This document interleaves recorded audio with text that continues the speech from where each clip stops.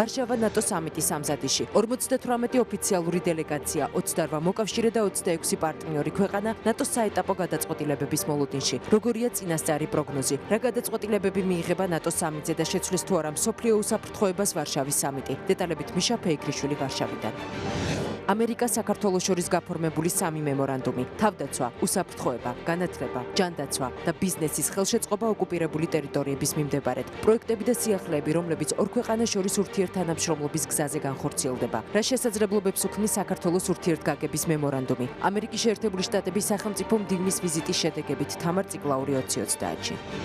ევროპარლამენტის საგარეო ურთიერთობათა კომიტეტმა საქართველოს ვიზა ლიბერალიზაციას მხარი დაუჭირა. რა პროცედურებია გასავლელი საქართველოსთვის უვიზო რეჟიმის მისანიჭებლად? დააჩქარებს თუ არა პროცესლიბეს კომიტეტის მიერ დამტკიცებული შეჩერების მექანიზმი? როდის მიიღება საბოლოო გადაწყვეტილება და როგორია ევროპარლამენტარებისა და ქართული მხარის შეფასება? დეტალები ნახეთ ქეთი ჩოხელის რეპორტაჟში.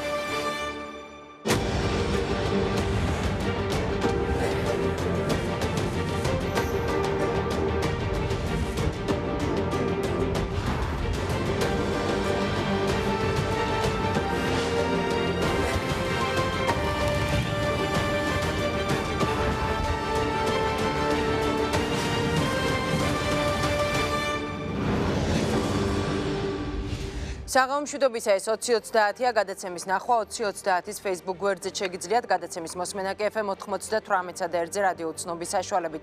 მე მაკაცინცაძე ვარ, 2030-ის ჟურნალისტებთან ერთად დღის მთავარ თემებს წარმოგიდგენთ. მოახლოებული არჩევნები, არასაპარლამენტო ოპოზიციის სამზადისი მოთხოვნები და შეფასებები დღეს 2030-ში როგორ ემზადება პარტია მემარცხენე ალიანსი არჩევნებისთვის. რა იქნება მათი მთავარი გზავნილი და ელექტორატის რა ნაწილია მემარცხენე ალიანსის მთავარი სამიზნე პარტია მემარცხენე ალიანსის ლიდერი სოზო შატმირაშვილი უპასუხებს ჩვენ შეკითხვებს. რატომ აპროტესტებენ არასაპარლამენტო პარტიები საარჩევნო კოდექსში შეტანილ ცვლილებებს, რატომ მიმართავენ საქართველოს პრეზიდენტს ვეტოს გამოყენების თხოვნით და აქვთ თუ არა ვეტოს მოლოდინი.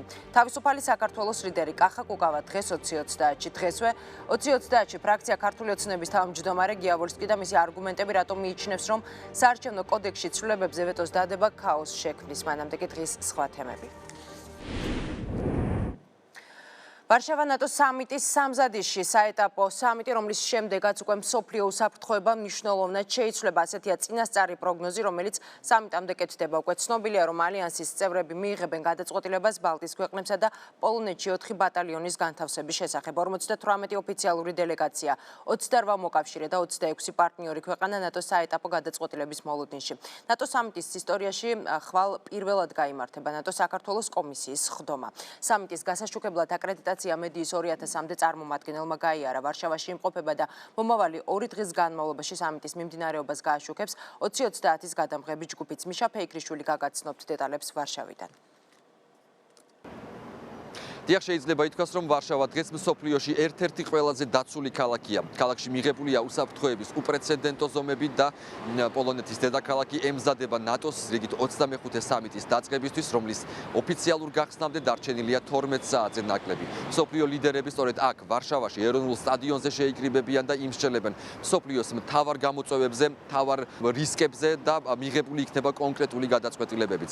ანალიტიკოსები უკვე აკეთებენ პროგნოზებს, რომ მომავალი 2 დღის განმავლობაში ნატო მიიღებს ისეთი ტიპის გადაწყვეტილებებს, როგორიც არ მიუღია ცივი ომის დასრულების შემდეგ. და ეს იქნება ერთ-ერთი პირველი, სწორედ აღმოსავლეთ ევროპის ქვეყნების თავდაცვის უნარიანობის გაძლიერება და მიღებულია გადაწყვეტილება ამ კუთხით და საკმაოდ დიდია მოლოდინი აღმოსავლეთ ევროპის და ბალტიისპირეთის ქვეყნების მხრიდანაც და ბუნებრივია მასპინძელი ქვეყნის მხრიდანაც, როდესაც სულ რამდენიმე დღის წინ პოლონეთის თავდაცვის მინისტრმა გააკეთა განცხადება, რომ ნატოს სამიტის შემდეგ რუსეთმა უარი უნდა თქვას და იძულებული იქნება უარი თქვას გარკვეული ტიპის მუქარებზე. ყოველ შემთხვევაში მოლოდინი საკმაოდ დიდია სამიტის მიმართ და ეს გამოიხატება მედიის ინტერესშიც. 2000-მდე მედიის წარმომადგენელმა გაიარა აკრედიტაცია იმისთვის, რომ გააშუქოს სამიტის მიმდინარეობა და მიღებული გადაწყვეტილებები. დღეს უკვე ვარშავაში იმყოფება ნატოს გენერალური მდივანიც იენს სტოლტენბერგმა მასპინძელი ქვეყნის პრეზიდენტთან ერთად გამართა დღეს პრესკონფერენცია და პოლონეთის პრეზიდენტმა ახსენა საქართველო და კიდევ ერთხელ, ასე ვთქვათ, მიუთითა და მიანიშნა ჩრდილოატლანტიკური ალიანსის ლიდერებს, რომ ნატომ უნდა შეინარჩუნოს ღია კარის პოლიტიკა. ეს არის ერთ-ერთი უმნიშვნელოვანესი გამოწვევაც და უმნიშვნელოვანესი ამოცანაც სწორედ ნატოსთვის.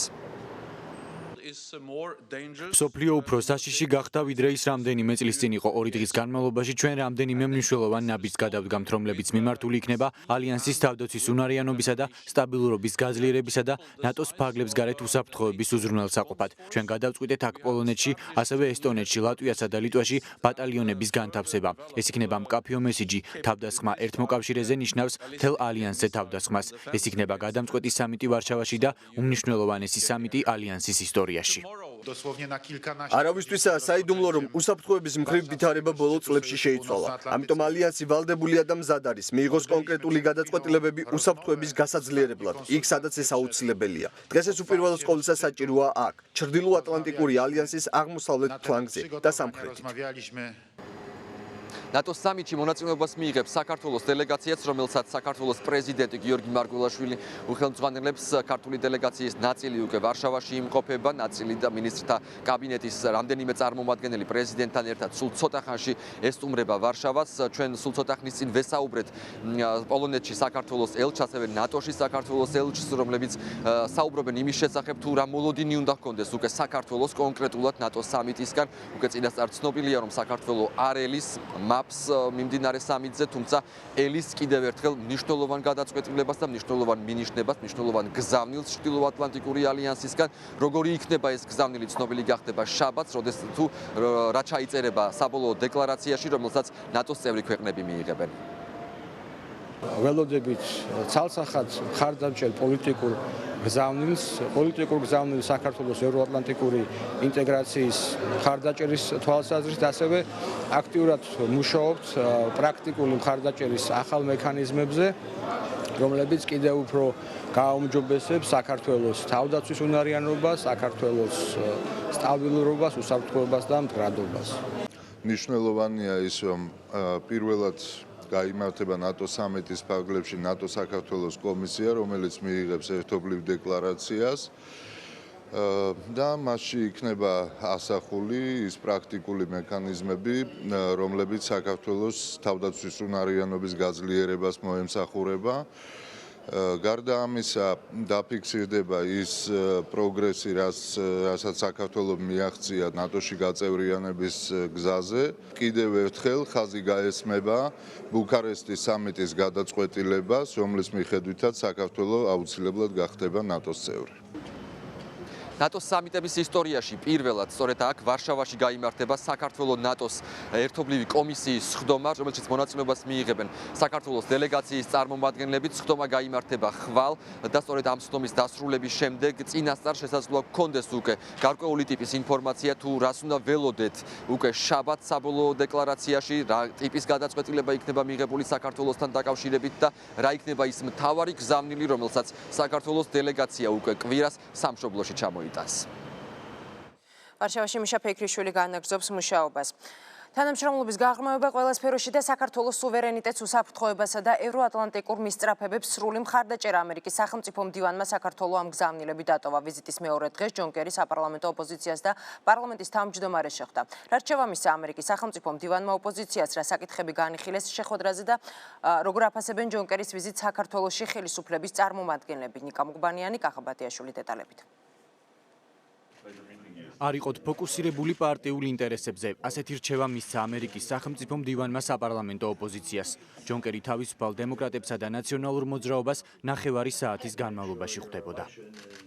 მან გთხოვა ყველას, რომ ფოკუსირებული არ ვიყოთ პირად საკითხებზე, პირად ან პოლიტიკური პარტიის, ასე ვთქვათ, კუთხურ ინტერესებზე და პირდაპირ თქვა, რომ გააკეთეთ აქცენტი დიდ იდეაზე, საქართველოს მომავალზე, ეკონომიკაზე და ამ შემთხვევაში საკუთარი პოლიტიკური გამოცდილებაც გაგვიზიარებ.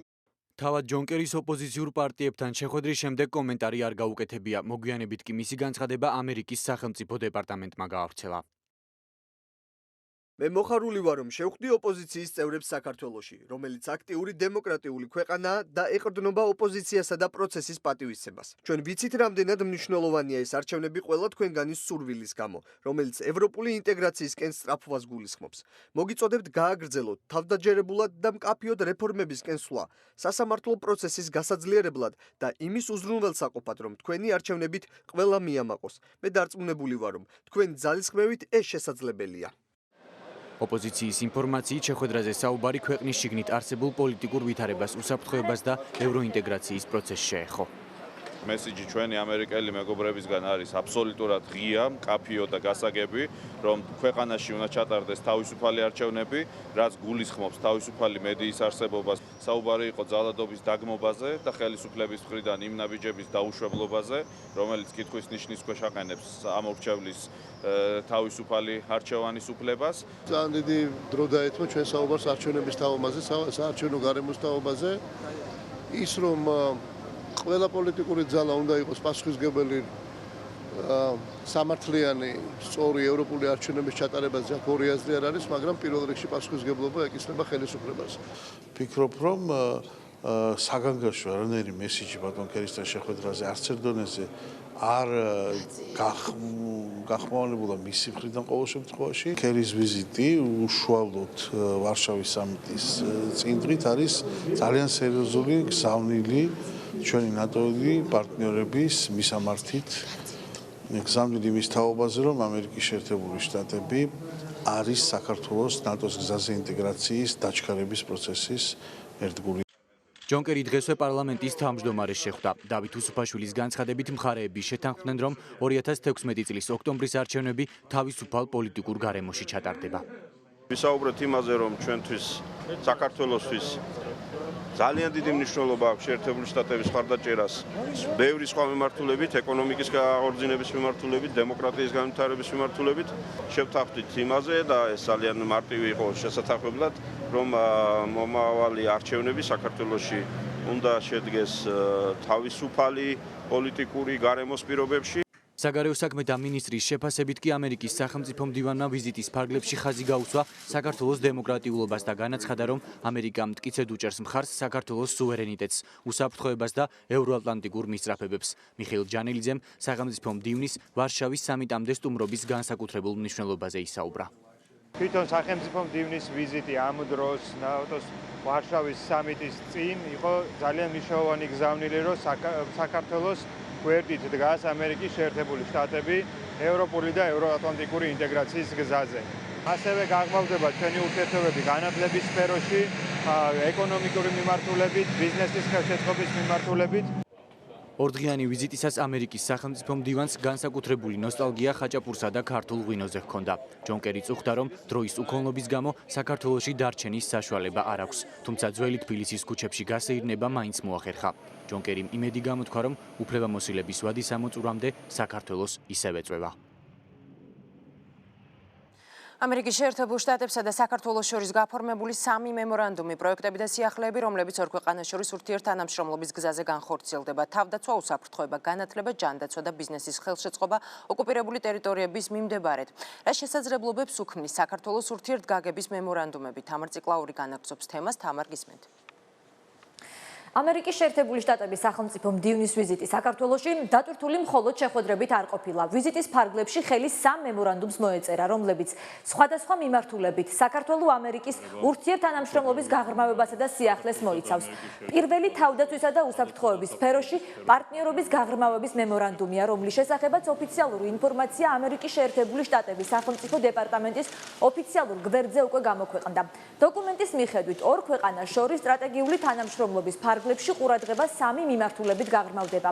ეს არის საქართველოს თავდაცვითი პოტენციალის ზრდა, თანამშრომლობა, სამხედრო და უსაფრთხოების სფეროში და ინფორმაციის გაცვლა. ამ კუთხით ამერიკამ ბოლო 25 წლის განმავლობაში პირველად მიუთითა, რომ ის უზრუნველყოფს საქართველოს თავდაცვის უნარიანობის გაძლიერებას. იგულისხმება სახმელეთო, საჰაერო და საზღვაო თავდაცვითი შეიარაღების დახმარება. დოკუმენტი ასევე გულისხმობს ამერიკასა და საქართველოს შორის ერთობლივი წვრთნების გამართვას. მემორანდუმის ძირითადი მიმართულების ამოქმედებამდე კი შემუშავდება დოკუმენტი, სადაც სამოქმედო გეგმა გაიწერება და ივლისის შუა რიცხვებში უკვე თავდაცვის სამინისტროს წარმომადგენლები გეგმაზე მუშაობას ამერიკაში ვიზიტისას განაგრძობენ, სადაც კონკრეტულ მიმართულებებით სამოქმედო სტრატეგიაზე შეთანხმდებიან.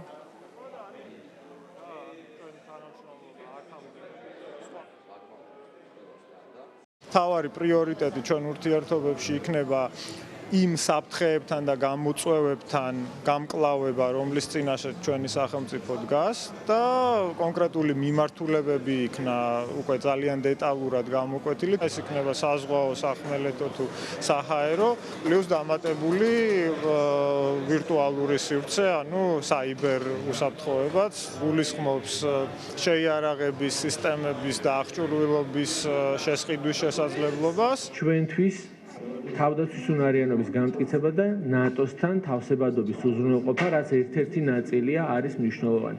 ასევე რეგიონში არსებული გამოწვევების გათვალისწინებით, რაც გულისხმობს გამოწვევების აღმოჩენას, მათ ანალიზს, მათზე რეაგირების დაგეგმვას, ეს მემორანდუმი ქმნის ძალიან კარგ ფორმატს.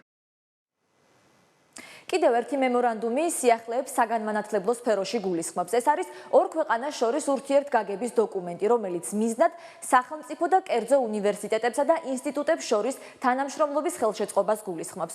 მემორანდუმის მიზანია საგანმანათლებლო ურთიერთობების წახალისება სტიპენდიებისა და აკადემიური გრანტების გამოყოფის და გაცვლითი პროგრამების შეთავაზების წახალისებით. მემორანდუმის ერთ-ერთი მთავარი შედეგი აკადემიური გაცვლითი პროგრამის Fulbright-ის გაფართოებაა. პროგრამა საქართველოს მხრიდან განათლების საერთაშორისო ცენტრი განახორციელებს. ამ შემთხვევაში მიზანი სამაგისტრო პროგრამების გაძლიერებაა, რომლის ფარგლებში უკვე მომავალი წლიდან გაცვლითი პროგრამით ყოველწლიურად 12 სტუდენტი ისარგებლებს.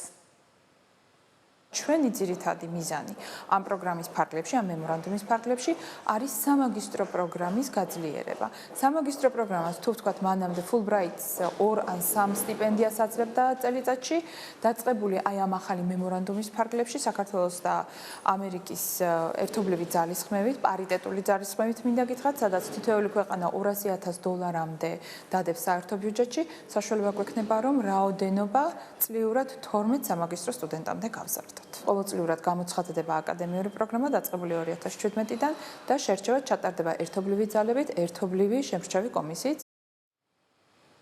ჯონ კერის ვიზიტის ფარგლებში გაფორმებული მემორანდუმის კიდევ ერთი სიახლე ეთნიკური უმცირესობები დასახლებულ და ოკუპირებული ხაზის გასწვრივ მდებარე თემების ეკონომიკური შესაძლებლობების წახალისებას ეხება. ამერიკის შეერთებული შტატების სახელმწიფო მდივნის ვიზიტის შედეგების შეჯამებისას მემორანდუმების სწორედ ამ ნაწილზე გაამახვილა ყურადღება მთავრობის ხდომაზე პრემიერ-მინისტრმა. გიორგი კვირიკაშვილმა თქვა, რომ მემორანდუმის შედეგად USAID ახალ პროექტს იწყებს სახელწოდებით ზრდა, რომელიც საოკუპაციო ხაზის გასწვრივ დასახლებებში მცირე და მიკრო ბიზნესის განვითარებაზე იქნება ორიენტირებული და საბოლოოდ 2000 დამატებითი სამუშაო ადგილი შეიქმნება. მნიშვნელოვანი პროგრამა USAID-ის დაფინანსებით, ეს არის პროგრამა ზრდა, რომელიც მიმართულია, ფოკუსირებულია კონკრეტულად საოკუპაციო ხაზის გასწვრივ დასახლებებში მცირე და მიკრო ბიზნესის განვითარებაზე. რის შედეგადაც საბოლოო ჯამში 2000 დამატებითი სამუშაო ადგილი შეიქმნება და ასევე 11,000 ოჯახს შეეხება ეს პროგრამა. ეს არის ის იმ საქმიანობის შედეგი, რაც ჩვენ გვქონდა სახელმწიფო კომისიის ფარგლებში, როცა წამოვიწყეთ პოლიტიკა მოსახლეობის გაჩერების და განყოფი ხაზის გასწვრივ და პლუს დაბრუნების და მართლაც ერთ-ერთი ძალიან მნიშვნელოვანი დოკუმენტს მოეწერა ხელი და ერთად შეიქმნება დამატებით სამუშაო ადგილები განყოფი ხაზის გასწვრივ სოფლებში და ეს რა თქმა უნდა არის ძალიან მნიშვნელოვანი. ამ სიახლეების გარდა ურთიერთგაგების მემორანდუმი ორ ქვეყანას შორის თანამშრომლობას ჯანდაცვის მიმართულებითაც ითვალისწინებს. ამ მხრივ ამერიკის მთავრობისა და ამერიკის დაავადებათა კონტროლის ცენტრის ხელშეწყობით ყველაზე დიდი კერძო ინვესტიცია C ჰეპატიტის აღმოფხვრვის პროექტია, რომელიც ჯამურად 15 მილიარდი დოლარის საბაზრო ღირებულების პროექტის განხორციელებას მოიცავს. მადლობა თამარ ციკლაური გვერდთვებოდა პირდაპირ ეთერში.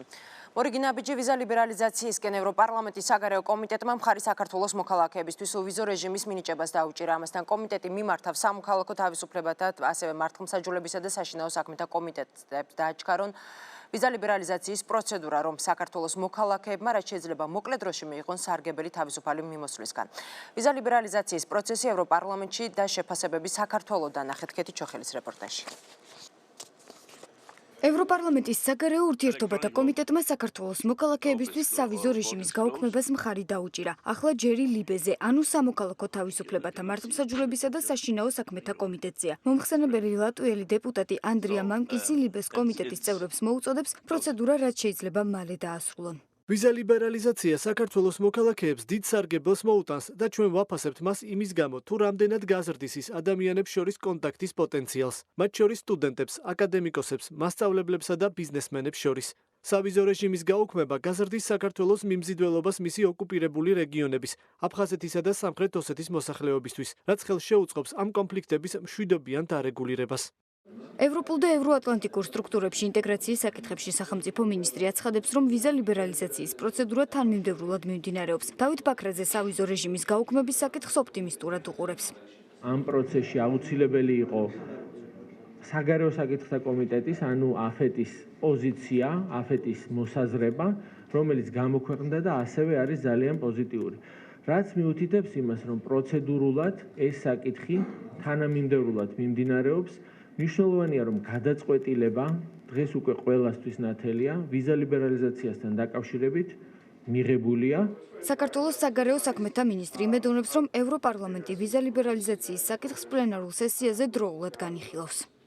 საგარეო ურთიერთობათა კომიტეტმა უკვე დაასრულა განხილვა და კენჭი უყარა და პოზიტიურ გადაწყვეტილებას და ეხლა მოგეხსენებათ, რომ კენჭის ხრა არის საჭირო მოხდეს ასევე ლიბეს კომიტეტში. ამ კომიტეტში 4 ივლისს ასევე იყო განხილვა საქართველოს საკითხის, რომელიც ძალიან პოზიტიურად წარიმართა. ჩვენ მოველით, რომ ამ გადაწყვეტილებების შემდეგ უკვე დროულად მოხდება ასევე საქართველოს საკითხის განხილვა პლენარულ სესიაზე.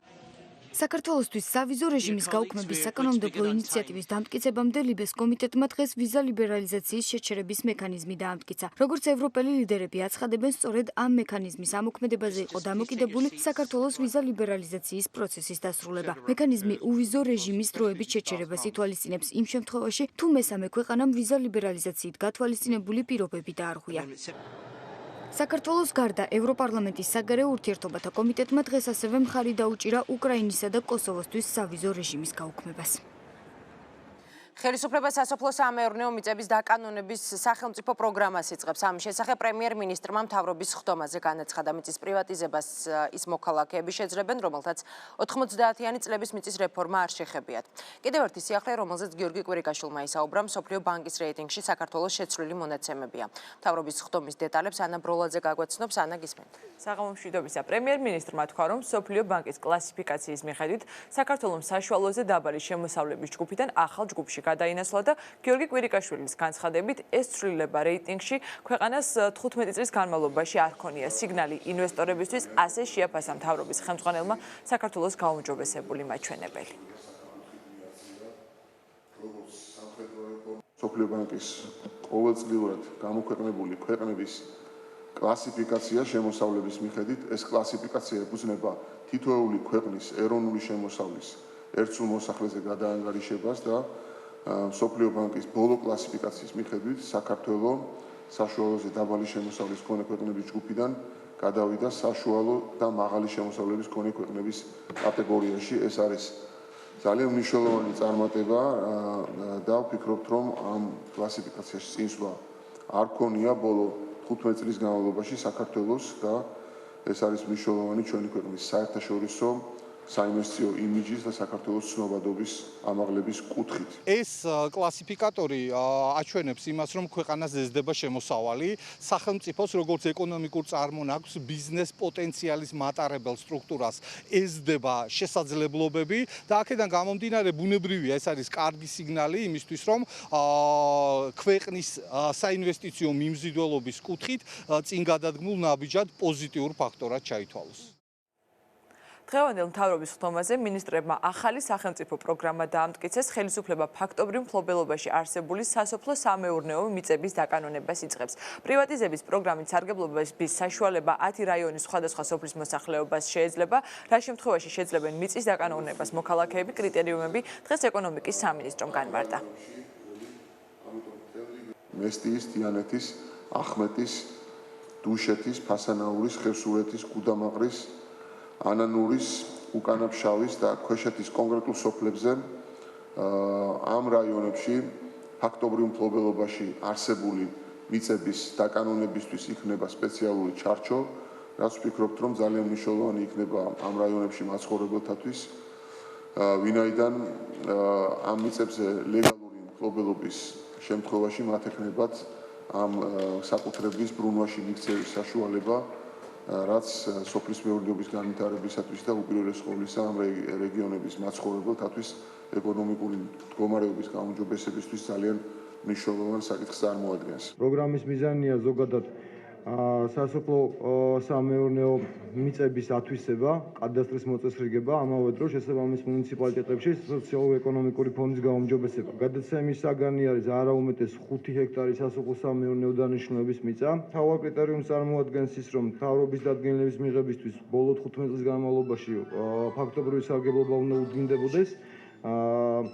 და საპრივატიზებო საფასური ამავე დროს განისაზღვრება გექტარი და 2000-ზე იქნება ლარიანი სიმბოლური გადაცემები, ხოლო გექტარი და 2000-დან 5 გექტრამდე იქნება საქართველოს კანონის ლეგალიზების შესახებ ხუთმაგიოდენობა, რაც არის განსაზღვრული. პრემიერს შეუძლია თუ არა დაასახელოს ერთი რაიონი მაინც საქართველოში, სადაც 90-იან წლებში მიწის რეფორმა სრულყოფილად ჩატარდა და ის ხელახალ რევიზიას ან ხელახალ დაბრუნებას ამ საკითხის განხილვის მიმართ არ საჭიროებს. აქედან გამომდინარე, მიგვაჩნია, რომ პრემიერის ინიციატივა ზოგადად სწორია, ოღონდ ის არ უნდა ვრცელდებოდეს მხოლოდ და მხოლოდ რამდენიმე ჩამოთვლილ რაიონზე, ის უნდა ვრცელდებოდეს მთელ საქართველოზე. ახალი პოლიტიკური ცენტრის გირჩის შეკითხვას და მოსაზრებას ეკონომიკის სამინისტროში უპასუხეს და აღნიშნეს, რომ მთავრობის ხომაზე დასახელებული რეგიონები მხოლოდ საწყისი ეტაპია მონაცემების დამუშავების შემდეგ მიწების პრივატიზება სხვა რეგიონებშიც გაგრძელდება და მთავრობა საზოგადოებას შესაბამის ინფორმაციას აუცილებლად მიაწვდის. მადლობა ანა ბრალაძე გვერდებოდა პირდაპირ ეთერში. ჩემზე თავდასხმა არ იყო პოლიტიკური ანგარიშის სწორება დაზარალებული სტატუსი დაკითხვის შემდეგ ასეთი კომენტარი გააკეთა სასამართლოში ალექსი პეტრიაშვილმა, თავისუფალი დემოკრატების ერთ-ერთმა ლიდერმა. სასამართლოს ჩვენება 2016 წლის 26 თებერვალს მომხდარი თავდასხმის დეტალებზე მისცა. მისი ჩვენებით თავდამსხმელები სხვისი დავალებით მოქმედებდნენ და პირადად არც ერთ მათგანს არ იცნობს.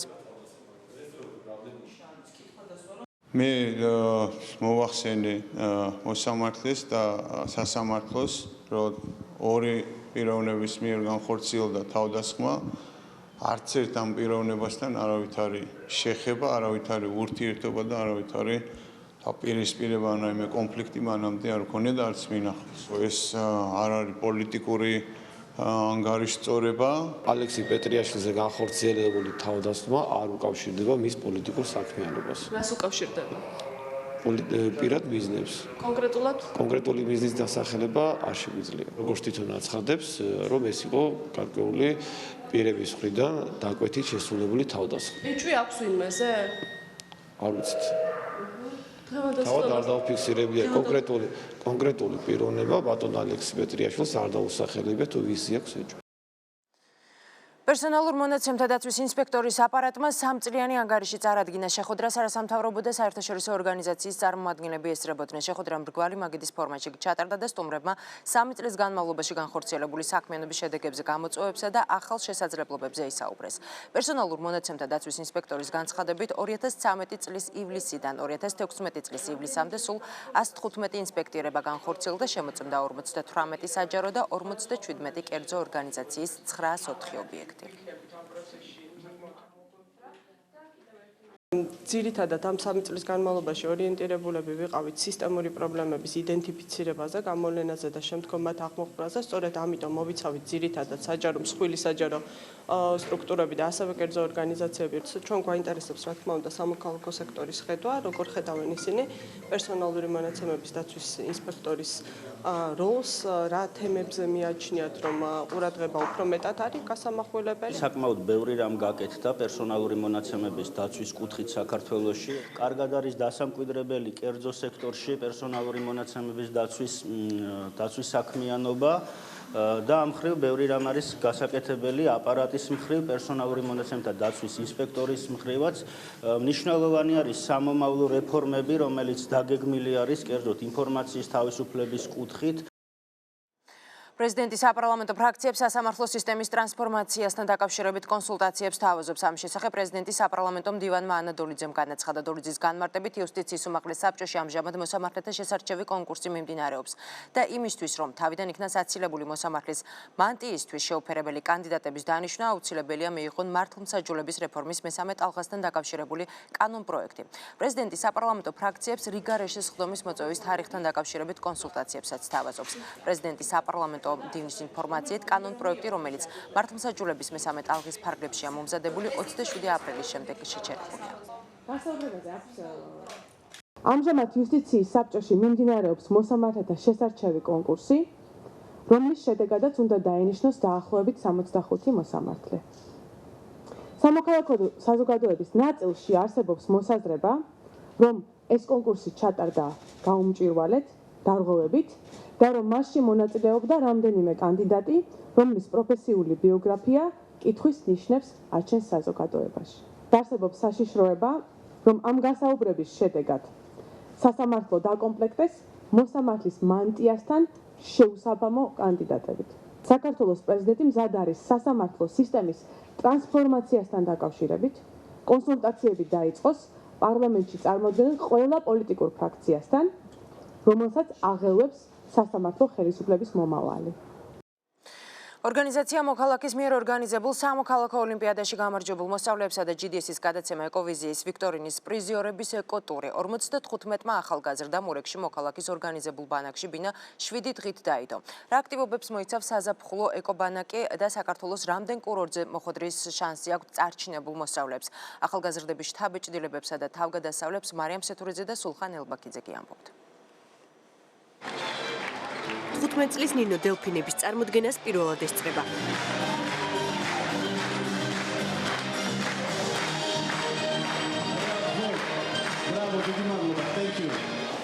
უფრო მეტიც მან წელს ზღვაც პირველად ნახა.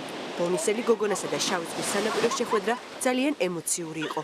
ამბობს, რომ ეკობანაკში მოხვედრის შემდეგ არა მხოლოდ ოცნება აუხდა, არამედ ახალი მეგობრებით შეიძინა. ცხოვრებაში პირველად ნახე ზღვა. ძალიან მომეწონა აქაურობა, რო გახედავს ჰორიზონტს როგორ უყურებს ზის ჩასვლას, ეს არის რაღაც საოცრება. ამასთანავე გავიცანით უამრავი ბავშვი, ვართ 50-მდე, არაჩვეულებრივი ლიდერები, არაჩვეულებრივი წამყვანები. ეკობანაკმა წელს ორგანიზაცია მოქალაქის მიერ ორგანიზებულ სამოქალაქო ოლიმპიადაში გამარჯვებულ მოსწავლეებს და GDS-ის გადაცემა ეკოვიზიის ვიქტორინის პრიზიორებს ურეკში უმასპინძლა. ახლა გამოსამშვიდობებელი საღამოა. ხვალდილით მხიარულ სახეებს სრემლიანი თვალები ჩაანაცვლებს, თუმცა ამ ემოციურ წუთებამდე სხვადასხვა რეგიონიდან ჩამოსულმა 55-მა ახალგაზრდამ 7 საინტერესო დღე გაიარა.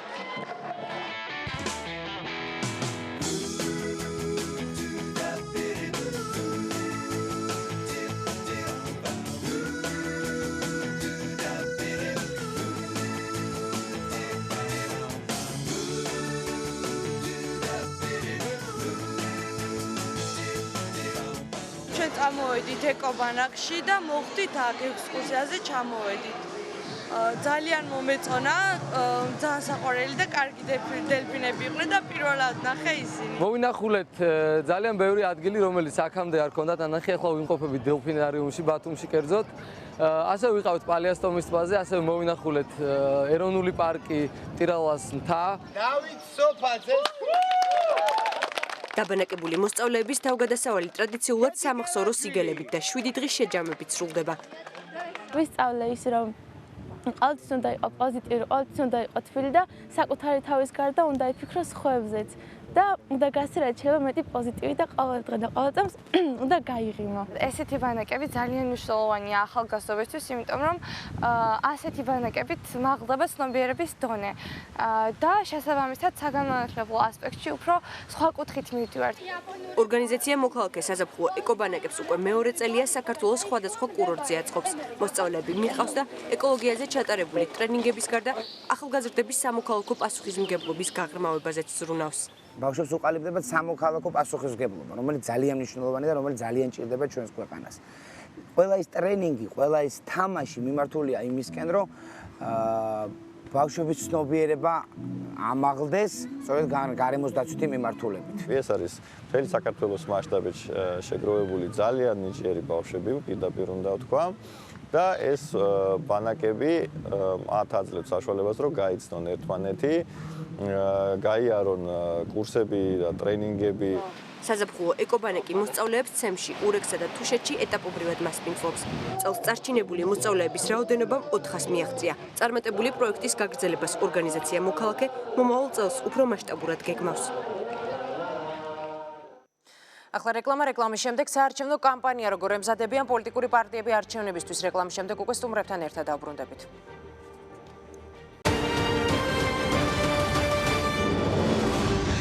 20-30 პირდაპირ ეთერში ბრუნდება როგორ ემზადება პარტია მემარცხენე ალიანსი არჩევნებისთვის და რა იქნება მათი მთავარი გზავნილი საპარლამენტო არჩევნებზე და ელექტორატის რა ნაწილია მათი მთავარი სამიზნე. პარტია მემარცხენე ალიანსის ლიდერი სოსო შატმერაშვილი უპასუხებს ჩვენ შეკითხვებს. ბატონო სოსო, მოგესალმები, ძალიან დიდი მადლობა რომ დაგვითმეთ დრო. დიდი მადლობა მოწვევისთვის. მემარცხენე ალიანსი ემზადება არჩევნებისთვის ისევე როგორც ყველა სხვა დანარჩენი პარტიები. კამპანია ილია ჭავჭავაძის ბიუსთან დაიწყეთ სლოგანით ჩვენი თავი ჩვენადვე გვეყუდნეს. როგორია თქვენი საარჩევნო აქტივობა, ანუ ამორჩევლის რა ნაწილზეა გათვლილი თქვენი მიზანი? პირველ რიგში მინდა მოგახსენოთ, რომ საარჩევნო კამპანია ჩვენ დიდი ხნით ადრე დავიწყეთ, თუმცა ოფიციალურად არა, მანამდე დავიწყეთ. ეს თითქმის წლევანდელი წლის დადგომიდან უკვე საარჩევნო კამპანიაში ვარ ჩართული, თუმცა ოფიციალურად დავიწყეთ მაშინ, როდესაც ის გამოცხადდა და აი როგორც თქვენ ბრძანეთ, სიმბოლურად ჩვენ ილია ჭავჭავაძის ბიუსტთან მივედით და ჩვენი სლოგანი არის ჩვენი თავი ჩვენადვე გვეყუდნოდეს. რაც ილიას ლოზუნგი იყო სამწუხაროდ ეს ლოზუნგი დღესაც ძალაშია. აი მე-19 საუკუნეში რაც აწუხებდა ერის სულიერ მამას, დღესაც იგივე გვაწუხებს ჩვენი თავი ჩვენ დღეს არ გვეყუდნის ილიასსავე სიტყვებით გიპასუხებთ და საქართველოს რეალური დამოუკიდებლობის საკითხი ისევ დგას დღის წესრიგში. ნამდვილად. ბატონო სოსო, კამპანიის დაწყებიდან რამდენიმე დღეში 12 ივნის დაიწყეთ უკვე ხელმოწერების შეგროვება იმისთვის, რომ მიმართოთ ცესკოს და გარეგისტრიროთ. მაინტერესებს ამ დროისთვის ბოლო მონაცემებით, რამდენი ხელმოწერის შეგროვება მოახერხეთ? იმისათვის რომ ჩვენ გავიაროთ რეგისტრაცია საჭირო 25000 ხელმოწერა, მინდა მოგახსენოთ რომ 27000 ხელმოწერა უკვე შეგროვილი გვაქვს და ხელმოწერები გროვდება, თუმცა ამ თვის 20 რიცხვისთვის უკვე ჩვენ ვაპირებთ ამ ხელმოწერების შეტანას და ამავე დროს მეორე ბლანკი შეგროვებული რაღაც ელოდებით. კიდე გვინდა, აი ჩვენ რა გვაინტერესებს, იცით, მარტო ის კი არა რომ დაგვარეგისტრიროს CSCOM. ერთგვარი კვლევა არის. ერთგვარი ტესტია, ერთგვარი კვლევაა, როდესაც უკვე 25000 ხელმოწერა შევაგროვეთ, ჩვენ უკვე სიამაყე დავგვეუფლა რომ საქართველოს 25000 მოქალაქე გვიწერს ჩვენ ხელს და გვეუბნება მიდით და კენჭი იყარეთ პარლამენტში. ეს თავისთავად გულისხმობს იმას ბატონო სოსო, რომ ის 25000 მოქალაქე სწორედ თქვენ მოგცემთ ხმას. არა, იმ მოქალაქეებს შეუძლიათ საარჩევნო ყუთთან რომ მივლენ სხვა პარტიას მისცენ ხმა, მაგრამ ის რომ ჩვენ გვენდობა და გვეუბნება რომ გიჭერთ ხარს, მიიღეთ მონაწილეობაში არჩევნებში მონაწილეობა, ეს უკვე სიამაყეს გვმატებს ჩვენ და კიდევ ერთი რამ მინდა მოგახსენოთ, მაკა და ძვირფასო მაყურებლებო, მეორე ბლანკი გვაქვს, სადაც გვიწერენ ხელს ჩვენი მოქალაქეები, სხვათა შორის დიდი სიამოვნებით. ეს არის ინიციატივა, რომ მომავალმა პარლამენტმა კანონმდებლობით აღკვეთოს სასოფლო სამეურნეო მიწების გაყიდვა უცხო ელებზე. მე მინდა სწორად გაიგოთ, არასასოფლო სამეურნეო მიწა უნდა იყიდებოდეს, წინააღმდეგ შემთხვევაში არც ერთი ინვესტორი საქართველოში არ შემოვა, ლაპარაკია სასოფლო სამეურნეო მიწებზე, რომელიც ჩალისფასად კაპიკებად იყიდება. იყიდება ბატონო სოსო. მორატორიუმია დაწესებული, მაგრამ კანონით ნებადართულია. დროებით დაწესდა მორატორიუმი, ეს როგორც კი ქართული ოცნება ხელისუფლებაში მოვიდა, სხვა შორის ნაციონალებმა დაუშვეს ამის გაყიდვა და ფართოდ, აი როგორ გითხრათ, ის აი ფართოდ მოაღეს საქართველოს კარები, ალაყაფის კარები და უცხოელებს უთხრეს მოდით და იყიდეთ ჩვენი მიწები და კაპიკებად ლარი 50 თეთრი ღირს ზოგიერთ რეგიონში 20 თეთრი ღირს სასოფლო სამეურნეო მიწები და იყიდულობდნენ ხან ბურების ჩამოსახლება დაიწყეს, ხან ჩინელებმა შეიძინეს. თუმცა ისინი ამუშავებენ ამ მიწებს და შემდეგ უკვე თქვათ პროდუქტის გაყიდვა. კი ბატონო, ამუშავებენ და დაამუშავებენ გზელვადიან იჯარით, მაგრამ გზელვადიან იჯარით შეუძლიათ აიღონ უცხოელებმა, დაამუშავონ ეს მიწა და შემდეგ, მაგრამ საკუთრება სარგებლობის უფლება კი ბატონო, სარგებლობის უფლება სხვა არის, მაგრამ მომავალში წელში გაიმართება საქართველო. მე ამაში ისე ვარ დარწმუნებული, რომ მაშინ ჩემ პოლიტიკურ მოღვაწეობას აზრი არ ექნება, მე რომ ამაში დარწმუნებული არ ვიყო, რომ საქართველო წელში გაიმართება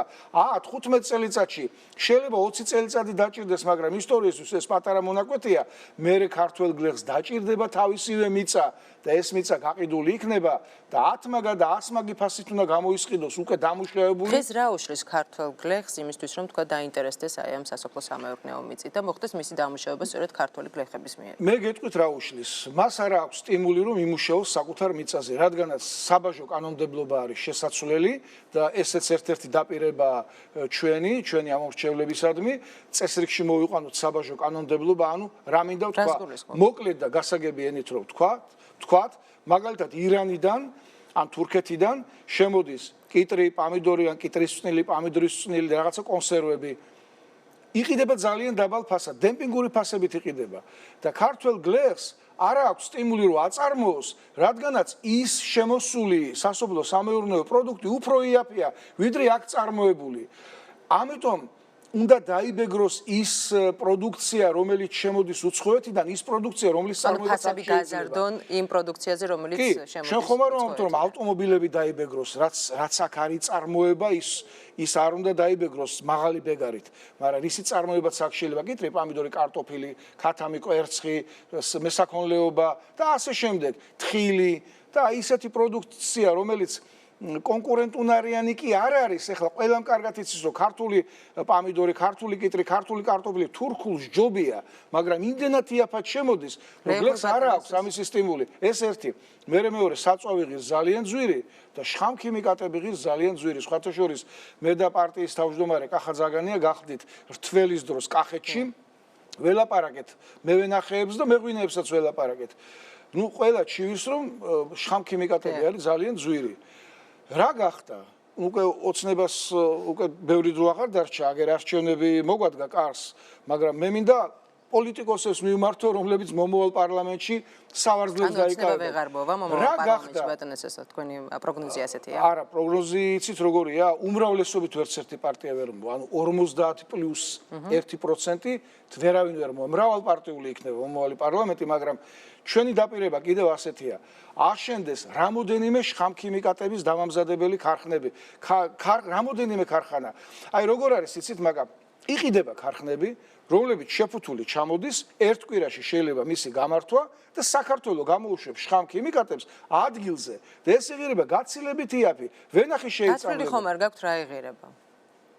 არა, რაც არ უნდა ღირდეს, ინვესტორისთვის ყოველთვის ღირს ისეთი ქარხნის შემოტანა, გააჩნია რა მასშტაბის ქარხანა იქნება. შეიძლება გრანდიოზული ქარხანა შეისყიდო, მაგრამ მე მაგალითად იმის მომხრე ვარ, რომ თითო რეგიონში მცირე ესეთი შხამქიმიკატების წარმოებელი ქარხანა აშენდეს აჭარაში, გურიაში, სამეგრელოში და მანდარინი, ქართლში, ხილი, კახეთში, ვენახი შეიწამლოს და ეს შესაწამლი საშუალე ქიმიური საშუალებები იქნება ძალიან იაფი, ძალიან ძვირია, ვერ ყიდულობ. შევა ეს პირობები თქვენს პროგრამაში. ეს შესულია, მე მინდა გითხრათ, რომ აი ჩვენ დავბეჭდეთ ბუკლეტი, თუმცა ჩვენი საარჩევნო ნომერი ჯერ არ ვიცით და ნომერი არ გვაწერია ზედ, მაგრამ დღესაც ჩვენი პარტიის ხელმძღვანელები იყვნენ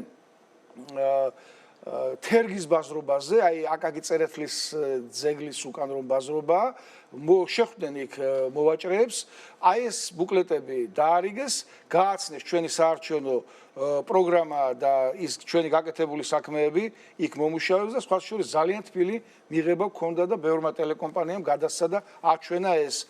ეს რა თქმა უნდა ერთ-ერთი დაპირება არის ჩვენი. ბატონო სოსო, რაც შეეხება სოციოლოგიურ კვლევებს ამასთან დაკავშირებითაც მინდა გითხოთ, რომლის მიხედვითაც 2 თუ 3 პარტია მოახერხებს ბარიერის გადალახვას.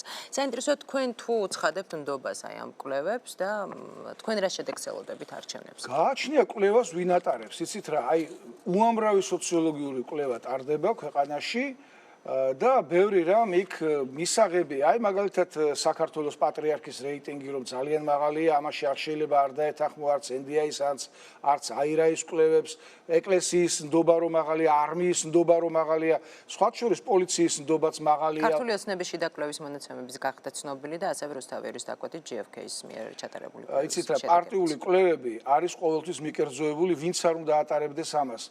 ამას უნდა ატარებდეს აბსოლუტურად დამოუკიდებელი ორგანიზაცია და მაშინ იქნება ეს ნდობას მაშინ დაიმსახურებს აი ეს კვლევები. როდესაც საქმე ეხება პარტიულ რეიტინგებს, აი იქ რა თქმა უნდა ყოველთვის არის სასურველის რეალობად გასაღება. ამიტომ არა რუსთაველის დაკვეთით მოხდა ასევე. ნუ ეხლა რუსთაველის დაკვეთით ჩატარებული კვლევა როგორი იქნებოდა, თქვენ როგორ გონიათ რუსთავი 2, რომელიც არის პარტიული ტელევიზია, რომელიც არის პარტიული დანამატი ნაციონალური მოძრაობის. როგორ გონიათ რას დაწერდა იქ? ნაციონალური მოძრაობა დღესაც აცხადებს და დიდი ხანია აცხადებს, რომ ჩვენ მოვდივართ ხელისუფლებაშიო, მაგრამ ეს ისეთი გამორიცხული ამბავია, აი როგორც ახლა ხვალ დილით მზე რომ ამოვა, ნამდვილად რომ ვიცით, ისეთი ამბავია ეს. მაქსიმუმ ნაციონალურმა მოძრაობამ გადალახოს 5%-იანი ბარიერი და რამოდენიმე ადამიანი ეს რაც შეეხება ნაციონალურ მოძრაობას, რაც შეეხებათ თქვენს პარტიას, თქვენ რა შედეგს ელოდებთ? ჩვენ ძალიან დიდი იმედი გვაქვს, რომ ჩვენ ბარიერს გადავლახავთ, თუმცა შესაძლებელია ჩვენ რომელიმე ჩვენს მონათესავე პარტიასთან ერთად ამ ბლოკი გავაკეთოთ, ან კოალიცია. მიმდინარეობს კონსულტაციები. კი, კონსულტაციები მიმდინარეობს. იცით რა, ჯერ არ მაქვს მე ამის თქმის უფლება, მათთან შეთანხმების გარეშე, მათი ნებართვის გარეშე. ასე ის გითხარით, ვის გულისხმობთ მონათესავე პარტიებში? მემარცხენე მიმართულების პარტიები და ეროვნული პარტიები, ის პარტიები, რომლებიც ზუსტად აი ლოზუნგს იზიარებენ, რომ ჩვენი თავი ჩვენად უნდა გვეყოდნოდესო და კიდევ იზიარებენ, გარდა იმისა, რაც მე თქვენთან ახლა ვთქვი, მიწებთან დაკავშირებით იზიარებენ ჩვენს საგარეო პოლიტიკურ კურსს. ჩვენი საგარეო პოლიტიკური კურსი გახლავთ ასეთი და ერთ-ერთი დაპირებათაგანია და გვიწერია აი. როგორია ეს საგარეო კურსი ვარშავის სამიტი მიმდინარეობს? ეს არის დასავლური, მე ძალიან არ მიყვარს სიტყვა პროდასავლური. ეს არის დასავლური დასავლეთ ევროპული, ზოგადად ევროატლანტიკური მიმართულების ჩვენი კურსი, ჩვენი პარტიის კურსი არის საქართველოს ევროკავშირში გაწევრიანებისკენ, ოღონდ ერთი სხვაობით, სხვა პარტიებისგან, სამხედრო ნეიტრალიტეტი. აი ახლა ნატოს სამიტი იმართება ვარშავაში. პირდაპირ აცხადებენ, რომ საქართველოს იმედი არ უნდა კონდეს მაპის მიღების. ნუ აი როდემდე უნდა ვიყოთ ესე ხელგამოწვილი? ვინ აცხადებს ამას, რომ პირდაპირ რომ საქართველოს არ უნდა კონდეს ნატოს ხელმძღვანელობა.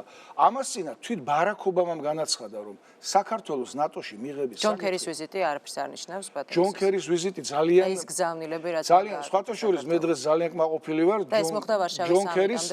ჯონ კერის წარმატებული ვიზიტის გამო მე ძალიან კმაყოფილი ვარ და იმ მემორანდუმს კარგად გავეცანი, რა თქმა უნდა კმაყოფილი ვარ, მაგრამ ჯონ კერის ვიზიტი არ ნიშნავს იმას, რომ საქართველოს მიიღებენ ნატოში. საქართველოს ნატოში არ მიიღებენ, რადგანაც შეერთებული შტატების მხარდაჭერის გარდა იქ კიდევ თქვენი სურვილი როგორია? გსურთ რომ მიიღონ ნატოში?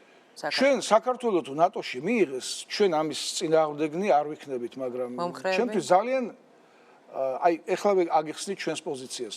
ჩვენ ძალიან დიდი ეჭვის ქვეშ ვაყენებთ საქართველოს ნატოში მიღებას, რადგანაც გერმანია, ჰოლანდია, ნუ ეხლა აღარ ჩამოვთვლი, ისეთი ქვეყნები, წამყვანი ქვეყნები, ნატოს წამყვანი ქვეყნები ამას ეწინააღმდეგებიან ერთი და ერთადერთი მიზეზის გამო, რუსეთის შიშის გამო და რუსეთის შიშის ფაქტორი ეს ძალიან სერიოზული ფაქტორია, მოგეხსენებათ ყირიმის ოკუპაცია მოახდინა რუსეთმა და ეხლა უკვე ლაპარაკი მიდის იმ სანქციების მოხსნაზე, ამას წინათ იტალიის ხელისუფლება მსჯელობდა, იტალიის პარლამენტი, რომ იტალიამ თვითონ იზარალა.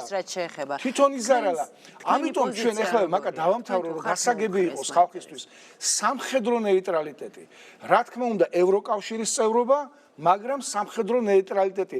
ჩვენ არ დაუშვებთ, რომ ჩვენი ქვეყნის ტერიტორიაზე, მე ჩვენ პარტიას გულისხმობ, ჩვენი ქვეყნის ტერიტორიაზე რომელიმე უცხო ქვეყნის ჯარისკაცი დადგეს, უცხო ქვეყნის ბაზა გაიხსნას. არც რუსეთის და ნინო ბურჯანაძე გამახსენდა. ხომ არ გეგმავთ მათთან თქვა გარკვეულ ბლოკის შექმნას წინასაარჩევნო? ნინო ბურჯანაძე რატო გაგახსენდათ? უბლოკო სტატუსით ხო საქართველოსთვის კონსტიტუციაში ქალბატონმა ნინო ბურჯანაძემ გაერთიანებულმა დემოკრატებმა გამოთქვეს სურვილი, რომ მარტო იყარონ კენჭი, ისე რომ გამორიცხულია მათთან ბლოკის გაკეთება. რაც შეეხება სამხედრო ნეიტრალიტეტს, ჩვენი საზრით ეს არის ყველაზე მისაღები იმ უდიდესი საქმისათვის, იმ უდიდესი მიზნისათვის, რასაც ქვია საქართველოს ტერიტორიული ერთიანობის აღდგენა. რუსეთი პირდაპირ აცხადებდა 2008 წლამდე, ჩვენ არ დაუშვებთ საქართველოს ნატოში გაწევრიანებას და თუ დაიჟინებთ თქვენსას, მაშინ დაგშლით სამნაწილად და ზუსტად ახდა სამნაწილად დაშალეს საქართველო. ეხლა რუსეთიდან მოდის დამაიმედებელი მესიჯები. უკვე გვეუბნებიან დაელაპარაკეთ ოსებს, დაელაპარაკეთ აფხაზებს და ჩვენ ვცნობთ თქვენი მოლაპარაკების შედეგებს. ლაპარაკი მიდის რუსეთთან სავიზო რეჟიმის გაუქმებაზე და სამწუხაროდ ოცნების ხელისუფლებამ ვერ მოახერხა ამ მესიჯების რეალიზება. იმდენად რამდენადაც ევროკავშირთან ხელმოწერა რუსეთის მხრიდან წამოსული აი ამ გზავნილების ბატონო და დაპირებების. გუჯერა თუ არა? რა თქმა უნდა,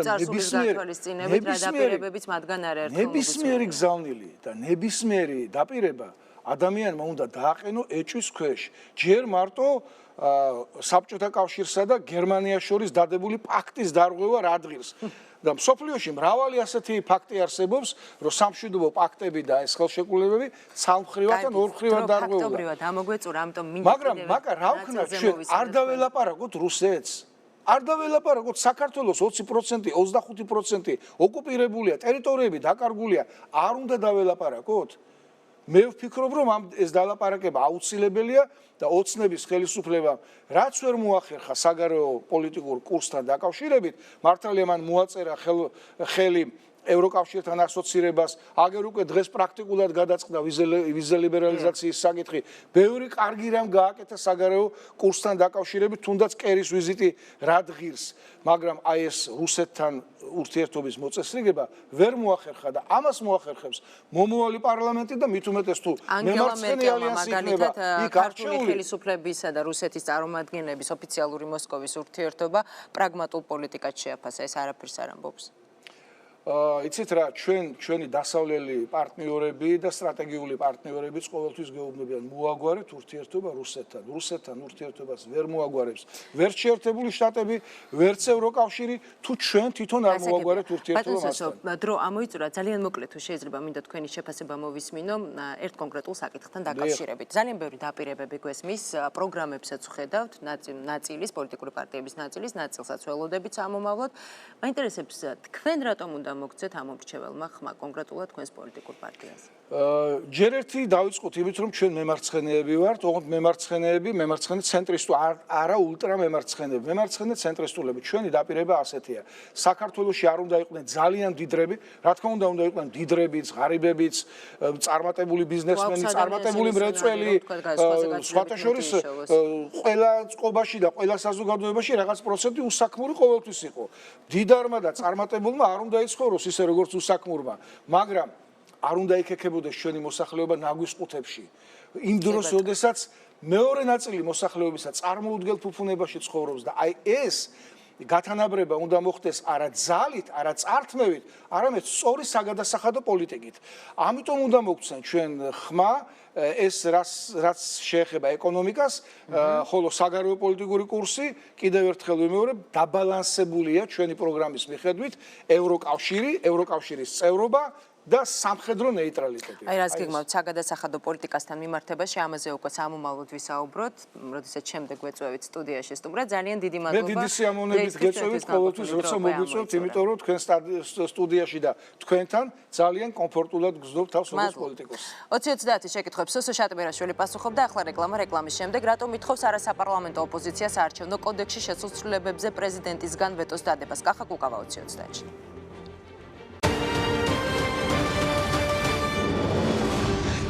20-30 პირდაპირ ეთერში ბრუნდება, რატომ აპროტესტებენ არასაპარლამენტო პარტიები საარჩევნო კოდექსში შეტანილ ცვლილებებს, რატომ მიმართავენ საქართველოს პრეზიდენტს ვეტოს გამოყენების თხოვნით და აქვს თუ არა ვეტოს მოლოდინი თავისუფალი საქართველოს ლიდერი კახა კუკავა უპასუხებს ჩვენ შეკითხვებს. ბატონო კახა, მოგესალმებით, ძალიან დიდი მადლობა რომ დაგვეთმეთ დრო. მადლობა თქვენ ეთერში მოწვევისთვის. იმედი მაქვს უახლოეს მომავალში არაერთხელ გიხილავთ. დღეს იმყოფებოდით ცესკოში, რამდენად ჩვენთვის გახდა ცნობილი, თუ შეგიძლიათ გითხრათ რა იყო მთავარი თემები და მოლაპარაკების დეტალები? ცენტრალურ საარჩევნო კომისიაში არანაირი მოლაპარაკებები და კონსულტაციები არ ყოფილა, აქ იყო ტექნიკური საკითხები, იმიტომ რომ ცესკოს არ აქვს ფართო კომპეტენცია, მას არ შეუძლია ხა კოდექსში შეცვლა და გარემოს გაუმჯობესება, აქვს ძალიან ვიწრო კომპეტენცია. რაც ჟურნალისტებისთვის შეიძლება საინტერესო იყოს, იმიტომ რომ იქ ბევრი ისეთი ტექნიკური საკითხი იყო, რომელიც თქვენ არ დაგაინტერესებთ, მაგრამ რაც ფართო საზოგადოებისთვის შეიძლება ინტერესის საგანი იყოს, ეს არის საარჩევნო მოსყიდვის და ადმინისტრაციული რესურსების გამოყენების ფაქტები, რომელზეც საჩივრების განხილვა შედის ცესკოს კომპეტენციაში.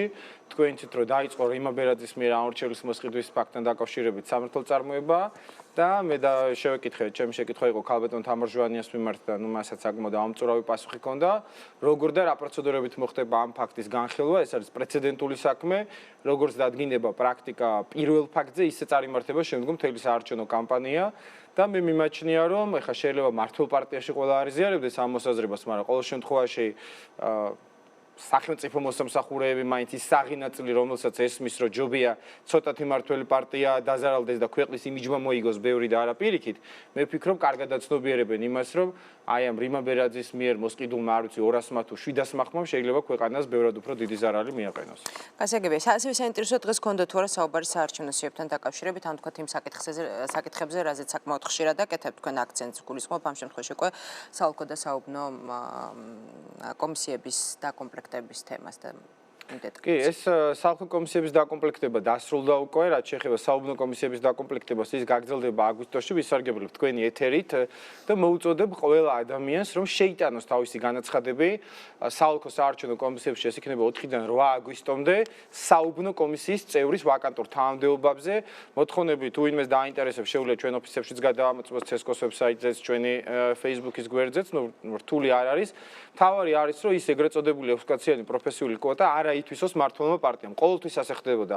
მოკავშირის დროს ეს ეგრეთ წოდებული პროფესიული კვოტა იყო სახელმწიფო, ნაციონალების დროს იყო ნაციონალების მიერ დანიშნული, ეხლა საოლქო კომისიები ხელში ჩაიგდეს მმართველი პარტიის წარმომადგენლებმა და მე ყველას ვთხოვ, რომ საუბნო კომისიებში რაც შეიძლება მეტი, ასე ვთქვათ, პრეტენდენტის განცხადება შევიდნენ, რომ იქ მაინც გაიმართოს რეალური კონკურსი, რათა მთლიანად საარჩევნო გარემოს გაუმჯობესება ვერ ხერხდება სამწუხაროდ ამ ხელისუფლების პირობებში, მაგრამ რაღაც კომპონენტებში მაინც რომ ჩვენ მივახციოთ მეტ გარანტიებს ჩვენი ხმების დასაცავად. ბატონო კახა, ინტერპარტიული ჯგუფის უფასო სარეკლამო დროსთან დაკავშირებით მიღებულ კანონზე პრეზიდენტს თხოვს ვეტოს უფლების გამოყენება, საინტერესო ქონდათ თუ არა კონსულტაციები პრეზიდენტთან? პრეზიდენტთან ჩვენ არაერთხელ ქონდა კონსულტაციები ბოლო 1-2 წლის მანძილზე, რასაც ახლა პრეზიდენტს საყვედურს ვერ ვეტყვით არის ის, რომ ის არ ემალება ოპოზიციას, განსხვავებით ძალიან ბევრი სხვა სახელმწიფო ჩინოვნიკისაგან. ვინ ემალება ოპოზიციას? მაგალითად ყოფილ პრემიერ-მინისტრი ისე დაინიშნა და ისე გადადგა ღარიბაშვილი მყავს ხედველობაში, რომ მას ერთი შეხვედრაც არ გაუმართია ოპოზიციასთან. გიორგი კვირიკაშვილი ახლა შეხვედრით ერთხელ შეხვდა, თუმცა უნდა ითქვას, რომ ამას კომუნიკაციას ვერ დავარქმევთ, იმიტომ რომ ის დაპირებები მე გიორგი კვირიკაშვილი ახლა არაერთხელ დადებითი კომენტარი გამიკეთებია, იმიტომ რომ მას შემდეგ რაც ის დაინიშნა, სიტყვის დონეზე ძალიან ბევრი რამე სწორად ამბობდა და მართლა ძალიან ბევრი ინტერვიუში, რაც კარგია, რატო უნდა დავემალა, თქვი რომ აი კარგი ნაბიჯები გადმოიდგენ, ჩვენც გადავდგით საფასუხო ნაბიჯები, თუმცა ძალიან სამწუხაროდ გიორგი კვირიკაშვილი გამოდგა მატყუარა.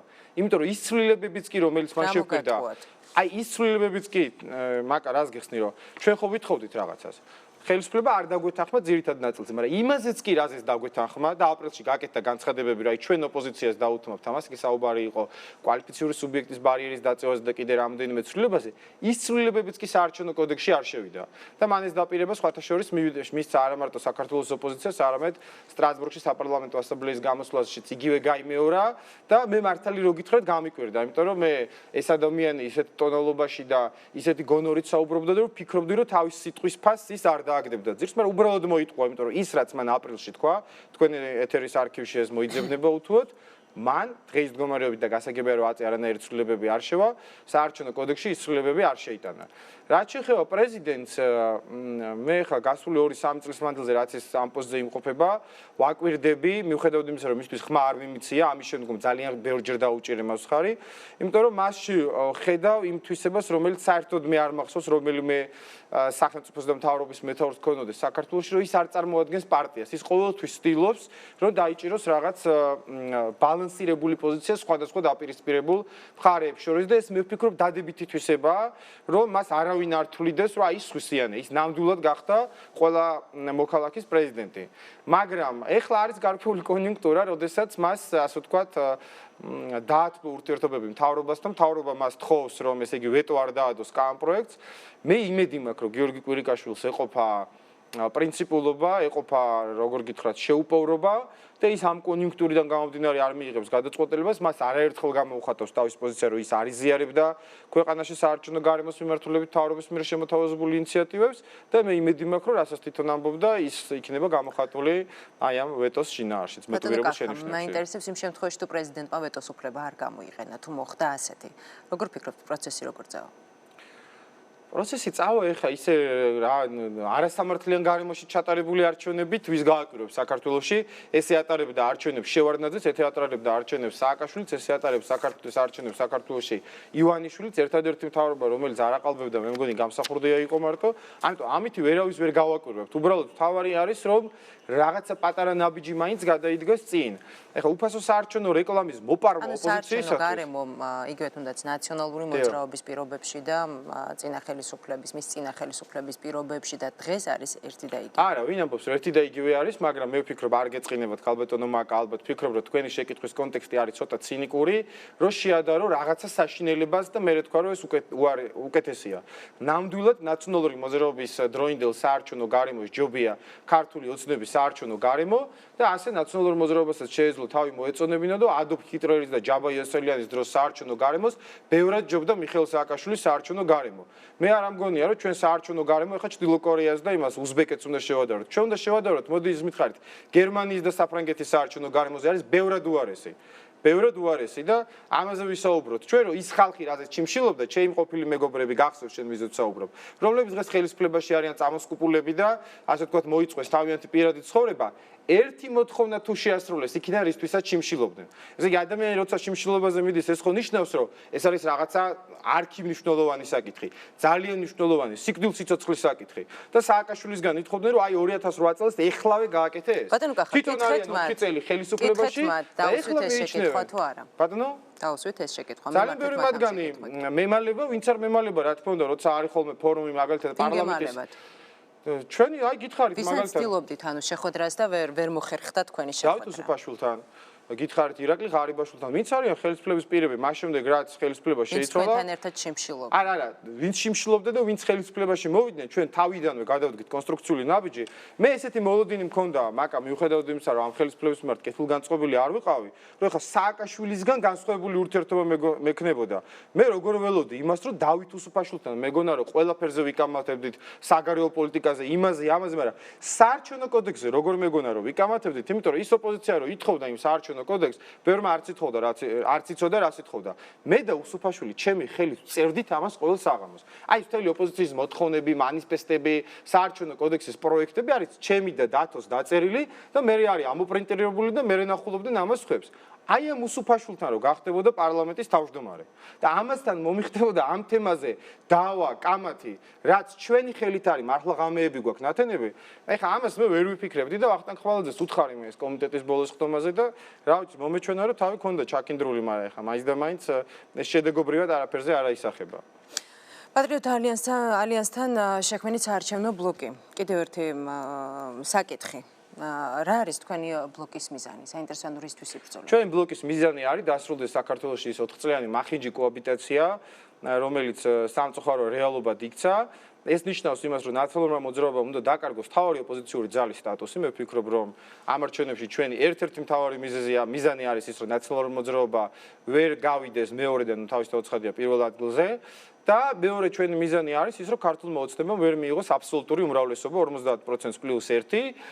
როგორც კი ქართული ოცნება დაკარგავს აბსოლუტურ უმრავლესობას და როგორც კი ბიზინა ივანიშვილს არ იქნება ეს ჯადოსნური პულტი, რომელითაც შეუძლია რომ თელ პარლამენტს როცა უნდა რა გადაწყვეტილებაც მიაღებინოს და მეორე დღეს წინადღის საწინააღმდეგო გადაწყვეტილება მიაღებინოს, მე ვფიქრობ, რომ ჩვენთან ჩამოყალიბდება ჯანსაღი პოლიტიკური კლიმატი, მთავრობა იძულებული გახდება როგორც ინგლისში, როგორც გერმანიაში, ნებისმიერი პოლიტიკური საკითხი გაიტანოს მთავრობისა პარლამენტში დისკუსიების შედეგად. და არა ამ ბლოკის კიდევ უფრო გამსხვილებას, თქვათ, იმისთვის რომ ჩვენი სურვილი იყო და მე არაერთხელ ეს პოზიცია დაიფიქსირებია ბოლო 1 წლის მანძილზე, რომ თუ ოცნების და ნაციონალების გარდა ყველა წამყვანი პოლიტიკური ძალა იქნებოდა ერთ ბლოკში, მიუხედავად სხვა საკითხებზე ასთა სხვადასხვაობისა, ეს იქნებოდა კარგი, იმიტომ რომ ჩვენ გარანტირებული გვექნებოდა ისიც რომ ვრცელდება ინფორმაცია, აქვე გკითხავთ ბატონო კახა, რომ თამაზ მეჭიაურთან თქვათ, არა, თამაზ მეჭიაურთან არა, თამაზ მეჭიაური არის ოცნების, ასე ვთქვათ, როგორ გითხრათ, გამოყოფილი კორექტული მინდა იყოს და იმიტომ ვფიქრობ, ოცნებას გამოიყო, ის იზიარებს ოცნების პასუხისმგებლობას და მე არასდროს არ შევარ იმ პოლიტიკურ ძალებთან ეხა ბლოკში, რომელიც ნაციონალური მოძრაობის ან ოცნების პასუხისმგებლობებით არიან დატვირთული, იმიტომ რომ ეს იქნებოდა ამორჩევლის მოტყუება. ჩვენ გავდივართ არჩევნებზე იმის წინააღმდეგ, რასაც ნაციონალები და ოცნება აკეთებდნენ ის 9 წელი, ეს 4 წელი და ხა მეჭიაური იტყუება ბატონო კახა. თემას მეჭიაური კი არა, ჩვენ მოვიტყუებოდით მეთქი, რომ ვთქვათ, რომ ეხა ოცნება არ მოგწონს და მეჭიაურთან ერთად გახვიდე ბლოკში, ეხა ეს არ არის ლოგიკური, ხო? იმიტომ რომ მეჭიაურიც იყო იმ ოცნებაში და ყველაფერზე ხმა აქვს მიცემული. თუმცა მეჭიაურის და ქართული ოცნების პოზიციები გაიყო და სწორედ ეს გახდა მისი გაიყო რა საკითხში? პრინციპულ საკითხებში არცად არ გაყოფილა არათუ მეჭიაურის და ოცნების პოზიცია. ძალიან ბევრ საკითხში ჩვენ გვახსოვს რომ ნაციონალები და ოცნებაც კი ერთად აძლევდნენ ხმას. აქედან გამომდინარე თუ გაიყო ეხლა რომ ვიღაცა სიაში ადგილები ვერ გაიყვეს და მაჟორიტარები ვერ გაიყვეს, ეს არ არის საზოგადოებისთვის საინტერესო. რაც საზოგადოებას საინტერესებს და იმ საკითხზე მათი აზრები არ რა ფორმით მიიღებთ არჩევნებში მონაწილეობას? როგორ რა ფორმით? მაგალითად მაჟორიტარ კანდიდატებს მე ვიქნები გაერთიანებული ჩვენი ბლოკის პატრიოტთა ალიანსი გაერთიანებული ოპოზიციის კანდიდატი გლდანისა და მუხიანის საარჩევნო ოლქში. ამ ოლქში ვიყავი 8 წლის წინათ კანდიდატი, მაშინაც გაერთიანებული ოპოზიციიდან. გახსოვთ მაშინ რომ ნაციონალურ მოძრაობამ დაგვიყენა მაშინ შტანგისტი, ოლიმპიური ჩემპიონი ასანიძე, მიუხედავად იმისა რომ დიდი უპირატესობა ჰქონდა, გახსოვთ მაშინ რა მეთოდებით ტარდებოდა არჩევნები და საბოლოო ჯამში მცირე სხვაობით, მაგრამ მაინც მანდატი მიიტაცეს. მე იმედი მაქვს რომ ეხლა იმდენად აი თქვენ ხმობთ რომ გაუმჯობესებული არის საარჩევნო გარემო. მე იმედი მაქვს რომ მე იმედი მაქვს რომ იმდენად მაინც არის საარჩევნო გარემო გაუმჯობესებული რომ ჩვენ ჩვენი ხმების დაცვას, მიღებული ხმების დაცვას მოვახერხებთ. ძალიან დიდი მადლობა რომ დაგვეთმეთ დრო. იმედი მაქვს რომ უახლოეს მომავალში კვლავ გნახავთ ჩვენთან სტუდიაში სტუმრად. 20-30 შეკითხვებს კახა კუკავა პასუხობდა. ახლა რეკლამის შემდეგ რატომ მიიჩნევენ ქართული ოცნების წარმომადგენლები რომ საარჩევნო კოდექსში შესულ ცვლილებებზე პრეზიდენტის ვეტოს დადების შემთხვევაში ქაოსი შეიქმნება. გიავორსკი რეკლამის შემდეგ.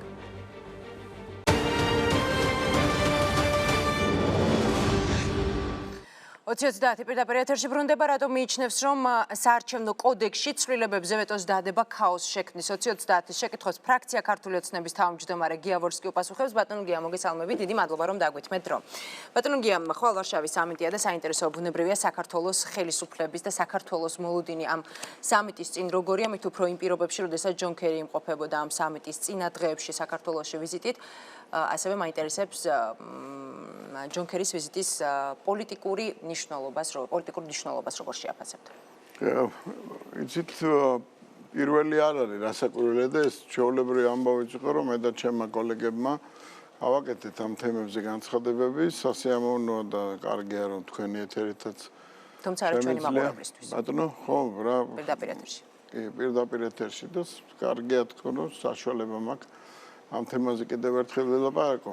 საქმე იმაშია, რომ საქართველოს როგორც ერთ-ერთი უმნიშვნელოვანესი ქვეყანა ამ გეოპოლიტიკურ რუკაზე დაფიქსირდა როგორც ფაქტიურად ერთადერთი ალტერნატივა იმ თერეფნისა, რომელიც რესურსებს გადაადგილებს კასპიის შუა აზიის რეგიონიდან დასავლეთის მიმართულებით. აქედან გამომდინარე სტაბილურობა საქართველოს ძალიან მნიშვნელოვანია და არა მარტო ამერიკის შეერთებული შტატებისადმი, თუმცა ამერიკის შეერთებული შტატების დაინტერესება საქართველოს ეკონომიკურ, სოციალურ განვითარებაში, დემოკრატიული ინსტიტუტების განვითარებაში რასაკვირველია უაღრესად მნიშვნელოვანია. და ამავე დროს მთელი მსოფლიო ევროკავშირი არა მარტო ევროკავშირი, ჩინეთიც დაინტერესებულია ამაში, ვინაიდან ის უშველებელი პროექტი, რასაც ქვია აბრეშუმის გზის პროექტი, სწორედაც საქართველოს ტერიტორიაზე გადის და იგივე თქვათ აზერბაიჯანის მიერ შაჰდენიზი მეორის გახსნა განაპირობებს დიდი რაოდენობით ენერგორესურსების გაზრდას, რომელიც სწორედაც საქართველოს ტერიტორიაზე უნდა გაიაროს. აქედან გამომდინარე, რასაკვირველია სტაბილურობა არ არსებობს ეკონომიკის გარეშე, სოციალური პრობლემების მოგვარების გარეშე და დემოკრატიული ინსტიტუტების გარეშე და ძლიერი საგანმანათლებლო სისტემის გარეშე. ყველა ამ საკითხთან დაკავშირებით ჰქონდა ჯონ კერის მოლაპარაკებები პრემიერ-მინისტრთან და ყველა ამ საკითხთან დაკავშირებით საკმაოდ მნიშვნელოვანი დოკუმენტებს. რაც შეეხება ჯონ კერის შეხვედრას ოპოზიციურ ნაწილთან, დილით ოპოზიციას იგი ნაციონალური მოძრაობის და თავისუფალი დემოკრატების წარმომადგენლებს შეხვდა, რის შემდეგაც უკვე ამერიკის შეერთებული შტატების უკაცრავად სახელმწიფო დეპარტამენტის ვებგვერდზე გამოქვეყნდა განცხადება, თუ რის შესახებაც ისაუბრა ჯონ კერიმ ამ შეხვედრაზე. მე ციტატას წავიკითხავ. მოხარული ვარ, რომ შევხვდი ოპოზიციის წევრებს საქართველოში, რომელიც არის გულმხურვალე და აქტიური დემოკრატიული ქვეყანა, რომელიც ეყრდნობა ოპოზიციასა და პროცესის პატივისცემას.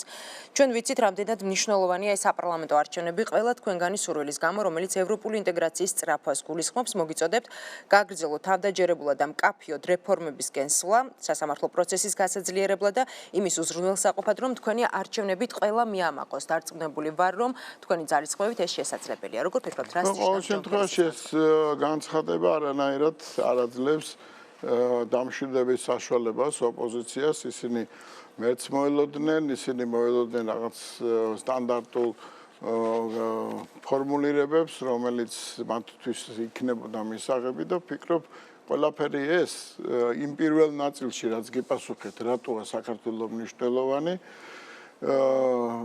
ყველაფერი აი ეს ბოლო კომენტარის თუნდაც ერთობლივი ბრიფინგზე გაკეთებული განცხადებები მიმართულია იქითკენ, რომ საქართველოს როგორც მოკავშირე ქვეყანა გაძლიერდეს და იაროს იმ გზით, რომელიც მას წარმატებას მოუტანს.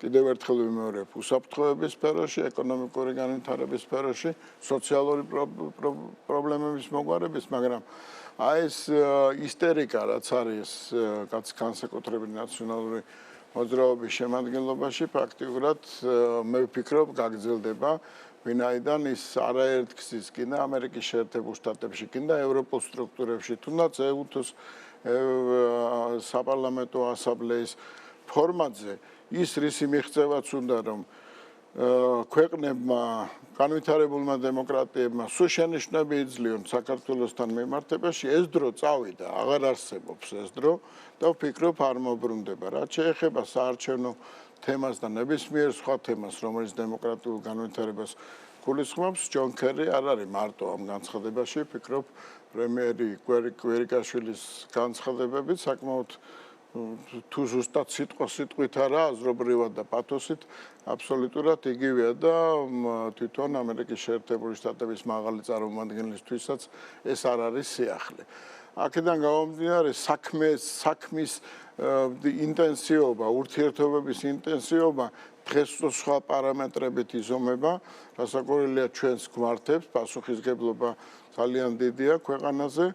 ვინაიდან ხელისუფლება, რომელიც 2016 წელს დაემკვიდრებს ადგილს და მოვა და ფიქრობ ქართული ოცნება იქნება ამაში წარმოდგენილი დიდი უპირატესობით, ფიქრობ სწორედაც ეს არის საზრუნავი არა მარტო ამერიკის შეერთებული შტატების ინტერესების გათვალისწინებით, არამედ უპირველეს ყოვლისა ჩვენი საზოგადოების ინტერესების გათვალისწინებით. ბატონო გეუთესთან დაკავშირებით, რომელიც თქვენ ახსენეთ, ცოტა მოგვიანებით ვისაუბროთ, მანამდე მაინტერესებს საარჩევნო გარემო, კვერიკაშვილიც ახსენეთ ამასთან მიმართებაში და რამდენიმე წუთის წინ ჩვენი წინასწომარი კახა კუკავა საუბრობდა საარჩევნო გარემოსთან დაკავშირებით და მან განაცხადა, რომ გიორგი კვერიკაშვილმა იცრუა ინტერპარტიულ ჯგუფთან, როდესაც იყო შეხვედრა და შეთანხმდნენ გარკვეულ ნაწილზე. მოხდა შეთანხმება, თუმცა შემდეგ უკვე როგორც კახა კუკავა ამბობს, აი ეს შეთანხმება არ შესრულებულა. იცით რა არის, საერთოდ ამ როყიო განცხადებები იცრუა, მოიტყუა, გადაგვაგდო, ესეთი დამახასიათებელი განცხადებებით ყურადღების მიქცევა არის თუნდაც ბატონი კახასთვის, სხვებისთვის დამახასიათებელი და ნებისმიერი მოლაპარაკებას თავისი წესი გააჩნია, ურთიერთპატივისცემის რაღაცა დამკვიდრებული სტანდარტი გააჩნია, რომელიც ორივე მხარემ უნდა დაიცვას. წინადადება ქონდათ ესეთი რომ კვალიფიციურ ან გარკვეულ პროცენტის ვინც წინა არჩევნებში თქვათ აიღო 3% მას რაღაც გარკვეული შეღავათები მიეცეს და დამკვირვებლებიც ყავდეს საარჩევნო უბნებზე მათი სარეკლამო დრო მნიშვნელოვანწილად გაიზარდოს მაგრამ საზოგადოების მოსაზრებებიც არსებობს ამაზე. არ შეიძლება რომ პარლამენტი იქცეს დაბალი რეიტინგის მქონე პარტიების თავშესაფარად და აქედან გამომდინარე რაღაც მოლაპარაკებებზე დავთმოთ. ფიქრობთ რომ ამ ინტერპარტიულ ჯგუფში გაწევრიანებულ პარტიებს არა ყველას თუ კი გამსხვილებაა საჭირო, ვისაც მაღალი პროცენტი აქვს, თქვათ იგივე პატრიოტთა ალიანს, მასთან შეერთდა ეხლა კახა კუკავა. იმიტომ რომ არ შეიძლება ჩამოვწიოთ ეს რეიტინგი ამ სარეიტინგო იმაში კი არა პარლამენტის წევრებისთვის გუნდმა უნდა 5%-იანი ბარიერი გადალახოს, მაგრამ მათ უნდათ რომ ეს ბარიერიც შემცირდეს, ეს კონსტიტუციური ცვლილებას ითვალისწინებს და შეუძლებელია, მაგრამ კვალიფიციური სუბიექტი გახდეს ის, ვისაც 2% ექნება. ძალიან დაბალია და აქედან გამომდინარე, ვფიქრობ, არც საზოგადოების ინტერესებშია, რომ ასე ესოდენ დაბალი ხშირ შემთხვევაში აი ერთკაციანი, ორკაციანი პარტიები მოხვდნენ თუნდაც გაერთიანების შემთხვევაში ჩადგნენ პრივილეგირებულ მდგომარეობაში. არ შეიძლება რომ პოლიტიკა გადავაქციოთ რაღაც თუ ისინი მოახერხებენ თქვათ ელექტორატის ხმების და დაგროვებას. თუ მოახერხებენ მომავლისთვის უკვე ადგილობრივი არჩევნებისთვის რასაკვირველია მეტი შეღავათი ექნებათ 2017-ში და განსაკუთრებით კამათი გამოიწვია უფასო საეთერო დრომ. ანუ გთავაზობენ რომ თქვენ განაცხადეთ რომ ვეტოს დადება პრეზიდენტის მიერ გამოიწვევს ქაოსს.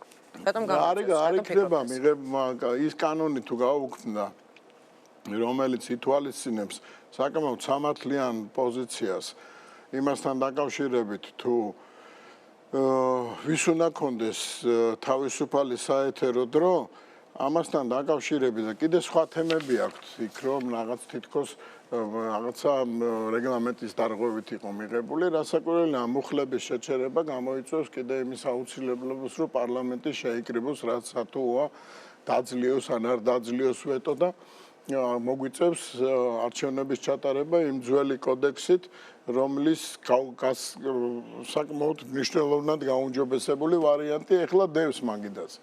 მაგრამ ამ საეთერო დროსთან დაკავშირებით მინდა კიდევ ერთხელ განვმარტო, რომ სამართლიანად მიაჩნიათ ის, რომ კოალიციაში ვინც იყო პარტიები, ხო, თავისუფალი დემოკრატების ფორუმი, რეწველები, კონსერვატორები, რესპუბლიკელები, თუ კი დაიშალა ეს კოალიცია და ყველას გადის არჩევნებზე დამოუკიდებლად, ის დრო ჩვენ როგორც ერთმა ერთეულმა გავიყოთ ერთმანეთში, მათ შორის ქართული ოცნება განაწილდეს ისე ეს საეთერო დრო, რომ ერთ აი ამ სუბიექტებს დამოუკიდებლად გადიან, მაგრამ ოდესღაც ერთად იყვნენ, ჰქონდათ ერთი ერთეული საეთერო დრო და მათ კიდევ რომელიც პარლამენტში არ იმყოფებოდნენ, თქვათ, მაგრამ რაღაც რეიტინგს გარკვეულ დონეს მიაღწიეს, მათაც ჰქონდათ იგივე, ანუ 6 პარტიას და ერთ პარტიას ერთი და იგივე საეთერო დრო ჰქონდეს. ვფიქრობ, არ არის სამართლიანი პირიქით და დიდი ხნის მსჯელობის შემდეგ მივიღეთ გადაწყვეტილება, რომ პირველი 56% პარლამენტში ყველას დამსახურებაა, ვინც კოალიციაში იყო. ზოგის მიმართ სხვადასხვა დამოკიდებულებები არსებობს ადამიანების, ვინც ჩვენ აგვირჩია, მაგრამ ხო არ შეიძლება რომ წინასწარ აი ლოგიკით თუ რაღაცა მკითხაობით დაუთვალოთ ვისი რამდენი წილია 56-ში. აქედან გამომდინარე, მე ვფიქრობ, რომ 56 სამართლიანად პროცენტები რო გადაანაწილო, ყველას ეკუთვნის ის საეთერო დრო, რომელიც ეკუთვნის პარტიას, რომელიც არ არის პარლამენტში, მაგრამ ხო, ერთი წუთი იმათ და ვთქვათ, ერთი წუთი და 6 მაინც ერთი წუთი. ასევე ერთი წუთი. ეს არ იქნება სამართლიანი, ვფიქრობ. ამაზე ვეტოს დადებას ნაკლებად მოველი პრეზიდენტისაგან, ვინაიდან არ შეიძლება ესე ბოლო მომენტში შემოიტანო ეგ ერთი და მეორე ლოგიკური გადაწყვეტილებებია ყველაფერი ჩაწერილი. ბატონო გია, კიდევ ერთი საკითხი მანანა კობახიძემ ნაწილობრივ ფაქტობრივად უკვე დაადასტურა ეს დეტალი. მე მაინტერესებს იგივე კონსერვატიული პარტიის წარმომადგენლებთან არა კოალიციურ რეჟიმში, არამედ თქვათ ინდივიდუალური მოლაპარაკებები მიმდინარეობს თუ არა. თქვენ რას ვთქვით? იცით რაშია საქმე? მე მაინც მომხრევარ ამ შემთხვევაში მანანას უპირისპირდები, მაგრამ ჩემი აზრი მაქვს ამასთან დაკავშირებით. მთლიანი სურათი უნდა დავინახოთ. დაგვენახეთ ეს. მთლიანი სურათი ხო ახლა ჩვენ მეც მეჩქარება. მთლიანი სურათი უნდა გამოჩნდეს მაჟორიტარების სია და იქიდან გამომდინარე თუ იქ დავინახეთ ჩვენ ორი კონსერვატორი, რომელიც 41 ნომრით გამოდის ან 3 მაშინ შეიძლება ვილაპარაკოთ წინააღმდეგ შემთხვევაში ეს ფრაგმენტი გამოიწვევს ზედმეტ დაძაბულობას, მithმა-მოთქმას და ჩვენ რომელიც ხელისუფლებაში ვიმყოფებით გაცილებით მეტ პასუხისგებლობას გრძნობთ საზოგადოების სტაბილურობის საკითხთან დაკავშირებით. ისინი ვინც არ არიან ხელისუფლებაში, ცდილობენ რომ სწორედაც ეს აჟიოტაჟი თემების შემოტანა იქ ვიღაც კონსერვატორს მისცეს საშუალება რომ 51-ით გამოვიდეს. მე ამ კონსერვატორთან მივარდნა და კითხვა დაანებეთ თუ არა კონსერვატულ პარტიას თავი და წახვედით თუ არა ქართულ ოცნებაში და მთელი ჯაჭვი უაზრო შეკითხვების დაძაბულობის, რომელიც არანაირად ჩვენ საზოგადოებას არ შეიძლება წაადგენს. დავაცადოთ რამოდენიმე დღე იქნება სიაც, მაჟორიტარი დეპუტატების სიაც და იქნება უფრო ნათელი სურათი ყველაფერთან დაკავშირებით. ანუ ინდივიდუალურად მოლაპარაკება, როგორც ესეთი არც ერთთან არ მიმდინარეობს, რომ დამიდასტუროთ კონკრეტულად. არა, იცით რა არის, მოლაპარაკებები და ანალიზი მიმდინარეობს ყველანაირად და უკვე ინდივიდებთან დაკავშირებით.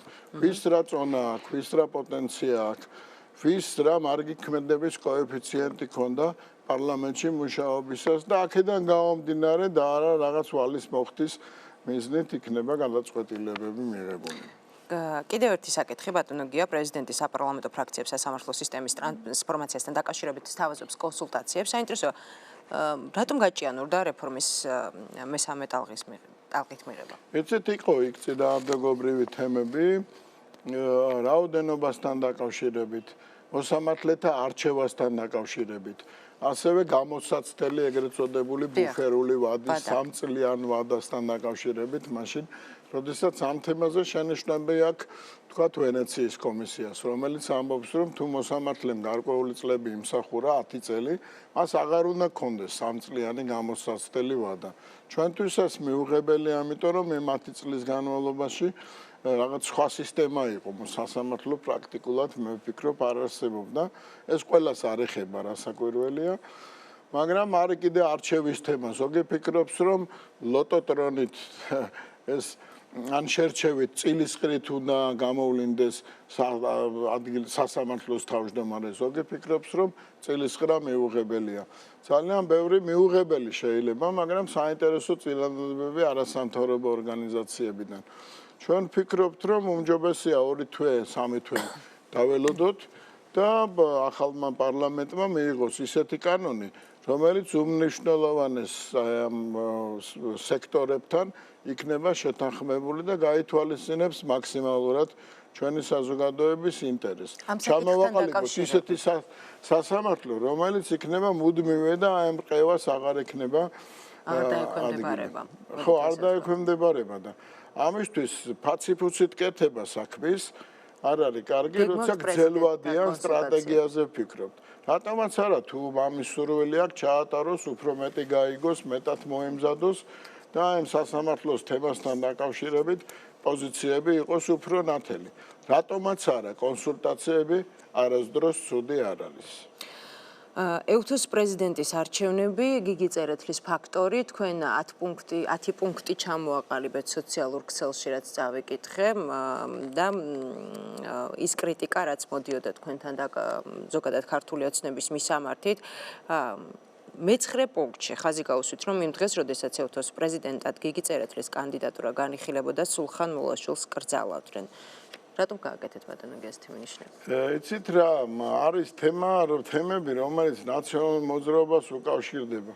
შეიძლება პირდაპირ გიგის მიმართ არ იყოს ეს საკითხი, თქვათ აქტუალური, მაგრამ ნაციონალური მოძრაობის ლიდერთა სახე არის აბსოლუტურად პარტიული თემა, დაკავშირებულია წარსულთან და ამ წარსულისგან ესე ადვილად ჩამოცილება რთული საკითხია. მე ვფიქრობ, რომ ევროპულ სტრუქტურაში უნდა იყოს ისეთი ადამიანი ხელმძღვანელ პოსტზე, რომლის მიმართ უპირველეს ყოვლისა საკუთარ საზოგადოებაში არ ექნებათ პრეტენზია. იმიტომ რომ არ შეიძლება საზოგადოებას მივცეთ იმის საფუძველი, რომ ევროპული სტრუქტურის მიმართ იმისგან გაურჩევლად ვინ არის სახალხო პარტია, რომელია ლიბერალები, ვინ სოციალ-დემოკრატები, ეს უნდობლობის გზნობა გაუჩნდეს ჩვენ საზოგადოებას. ჩვენ საზოგადოებას სჭირდება ნებისმიერი ევროპული სტრუქტურა, რომელიც სამართლიან გადაწყვეტილებებს ღებულობს. თან წინასაარჩევნო პერიოდია და მე არ მგონია, რომ ნებისმიერი ნაციონალური მოძრაობის ლიდერი შორს არის იმ ინსტრუქციიდან, რომელსაც შეიძლება ამ არეულობამ მოწყურებულმა სააკაშვილმა გავლენა იქონიოს. აქედან გამომდინარე, თვითონ შერჩევის პროცესის დროსაც ბევრ დელეგაციას, მათ შორის სახალხო პარტიელებსაც ჰქონდათ მოსაზრება, რომ სტაბილური თავმჯდომარე უკეთესია ამ შემთხვევაში, მაგრამ კიდევ ერთხელ ვიმეორებ, ეს არ არის ქართველობის რაღაც ან ეთნიკური ნიშნისთვის გამოყოფილი კვოტა. ეს არის პარტია, სახალხო პარტია, რომლის ნაწილია ნაციონალური მოძრაობა და ეს არის სოციალ-დემოკრატიული პარტია, რომლის ნაწილია ქართული ოცნება. აქედან გამომდინარე, ეროვნული ნიშნი წამოწევა მით უმეტეს ნაციონალური მოძრაობის ფაქტორის გათვალისწინებით არ არის მართებული. გარდა ამისა, მე პრაგმატულადაც დავახასიათე რუსეთის მხარდაჭერა, რატო შეიძლება ყოფილიყო. იმიტომ რომ სახალხო პარტიასთან რუსეთსაც გააჩნია ინტერესები, ორმხრივი ინტერესები, წმინდა პრაგმატული და მათი მხარდაჭერა გიგი წერეთლის კანდიდატურის მიმართ სწორედ აქედან იყო განპირობებული და არა იქიდან, რომ ამ თავი უწარმოუდგენიათ ისეთ ქვეყანად, რომელიც დისკრედიტაციას გაუკეთებს ნებისმიერ კანდიდატს, ეს ყველაფერი არაპროფესიონალური და ისეთი სპეკულატიურია, რბილად ვთქვათ. ძალიან დიდი მადლობა. 2030-ის შეკითხვებს გიავრსკი პასუხობდა, ახლა რეკლამა, რეკლამის შემდეგ ირაკლი აკობიას რეპორტაჟი ჟურნალისტთა სამხედრო სწავლებით.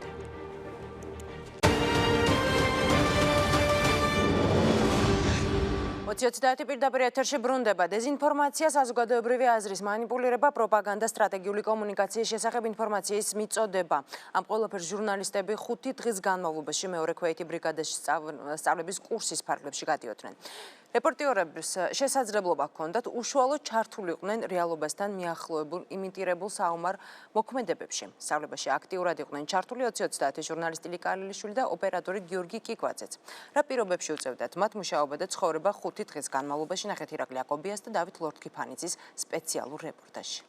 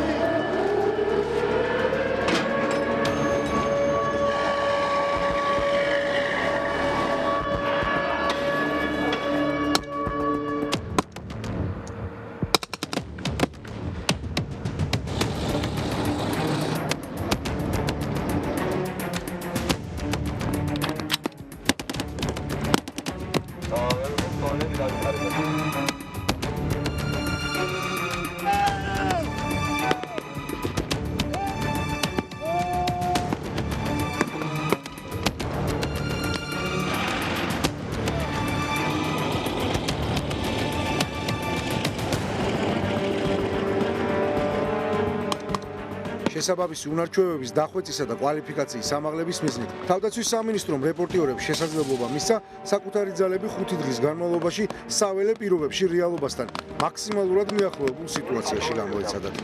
ეს სწავლათ კოორდინირებული მოქმედებები სამხედრო მოსამსახურეებთან ერთად. ჩაწმარდება სიტუაცია, ჩვენ შევეცდებით ავდგეთ და გავერკვათ სიტუაციაში. პირველი დღე ჟურნალისტებისთვის მხოლოდ გაცნობითი ხასიათის აღმოჩნდა. თავდაცვის სამინისტროს წარმომადგენლებმა მედია საშუალებებს პროექტის მნიშვნელობა განუმარტეს. ჟურნალისტები კი პროექტში მონაწილეობით კმაყოფილებას ვერ მალავდნენ.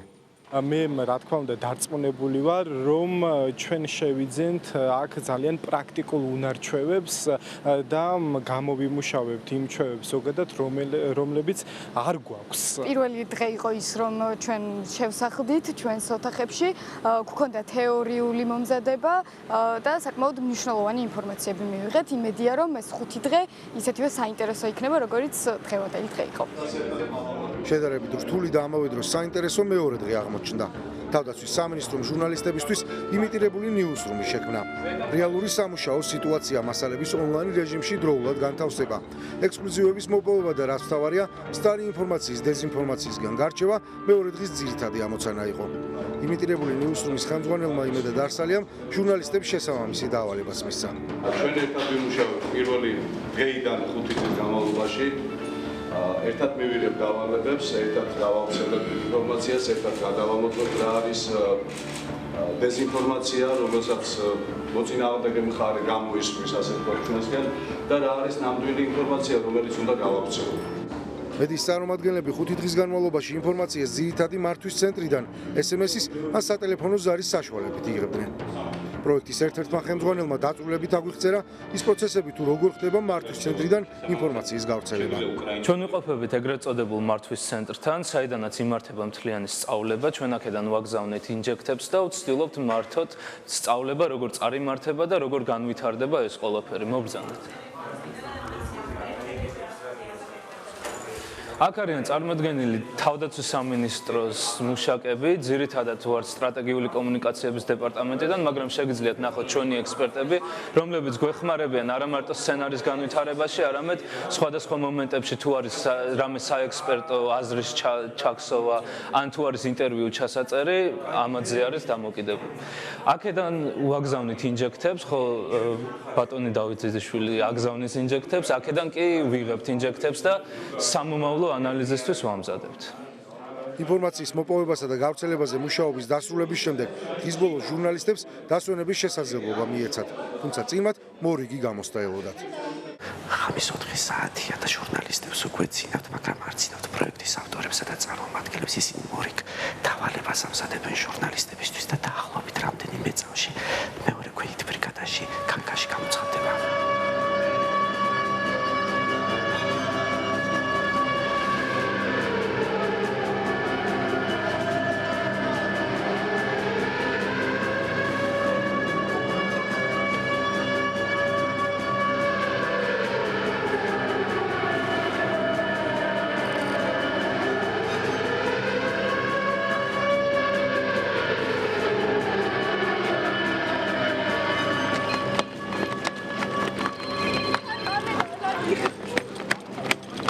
აღნიშნული რაიონის დაკავება სამხედრო მოსამსახურეებისთვის არის 3-დან 5 წუთამდე. თქვენ კი შეძლებთ მხოლოდ 2 წუთში.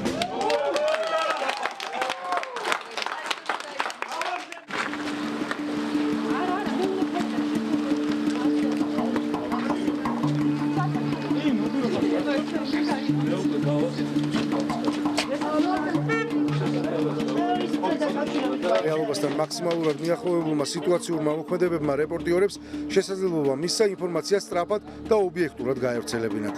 თუმცა იყო შესტომები, რომელიც გადაუმოწმებელი ინფორმაციის გავრცელებას უკავშირდებოდა. რეპორტიორებს იმიტირებული საომარი მოქმედებების დაწყების წინა პერიოდში გამოგონილ სახელმწიფოში ხელისუფლების წარმომადგენლებთან ინფორმაციის მოპოვებაც უწევდათ.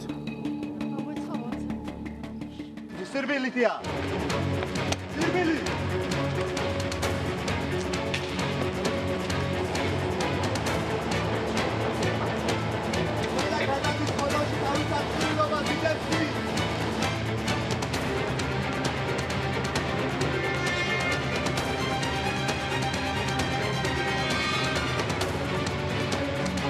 შეგვიძლია კაპუტები მოვიცნათ.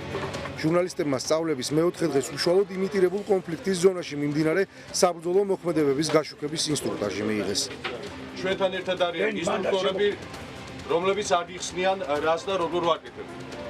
პირველი ვიდრე ინსტრუქტორები დაიწყებენ, გეტყვით რომ თქვენ ყველას გექნებათ რაცია, რომლითაც ჩვენ ერთმანეთს გავაკონტროლებთ, ვინ სად ვართ და როგორ ვართ, რა პირობებში ვართ. იმიტირებული ნიუსრუმი ამჯერად მოვლენათა ეპიცენტრში, საველე პირობებში განთავსდა.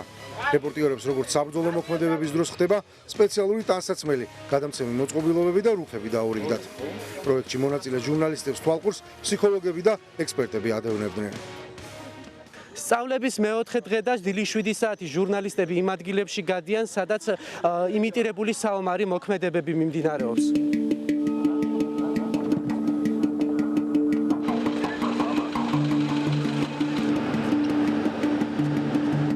საზღვრისპირა სოფლებში მოსახლეობასთან გასაუბრება და მათი პრობლემების ადგილზე გაცნობა.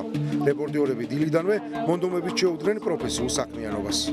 პირველი დავალება მივიღეთ ნიუსრუმის ხელმძღვანელისგან, რომ შევნიშნათ ჩვენ გადაადგილება ჯავშან ტექნიკის გამოვყევით, ისინი პატრულირებენ სავარაუდოდ, თუმცა ჯერჯერობით არ გვაქვს ეს ინფორმაცია, რას აკეთებენ. უცებ აღმოვაჩინეთ შემთხვევით ერთ-ერთი სოფლის მაცხოვრებლები და ამიტომ გავჩერდით ადგილობრივების ჩასწერად, ჩვენ ინფორმაციით აქ უნდა ჩამოიაროს ჯავშან ტექნიკა. ვითარება საკმაოდ დაძაბულია, ჩვენ უკვე ვიმყოფებით იმ ხეობაში, სადაც უშუალოდ მიმდინარეობს აი ეს საბრძოლო მოქმედებები. დღეს ჩვენ აქ ვიმყოფებით მოსახლეობის აზრს ვეცნობით თუ რა ხდება, რა ვითარება სოფელში. იმიტირებულ კონფლიქტის ზონაში საომარ მოქმედებებთან მაქსიმალურად ახლოს ყოფნის შესაძლებლობა და იქ არსებული მდგომარეობის შესახებ ინფორმაციის მიწოდება სწავლების მეოთხე დღის მთავარი ამოცანა გახდა. ჩვენ მივიღეთ ინსტრუქტაჟი.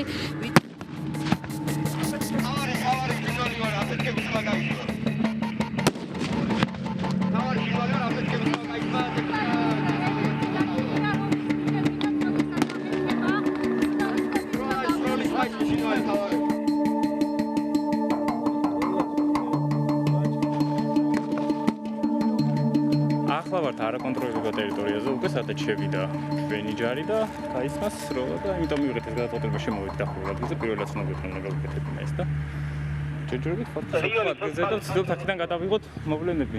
ნახოთ. გონი სწორად მოვიქეცით, რახან არ მოვიდით.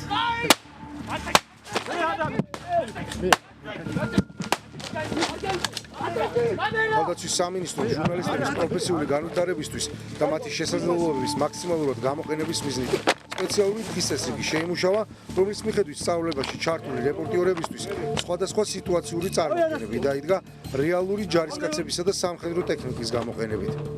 ჟურნალისტებს სხვადასხვა კრიზისულ სიტუაციაში მოვლენების გასაშუქებლად საკმაოდ მცირე დრო ჰქონდათ.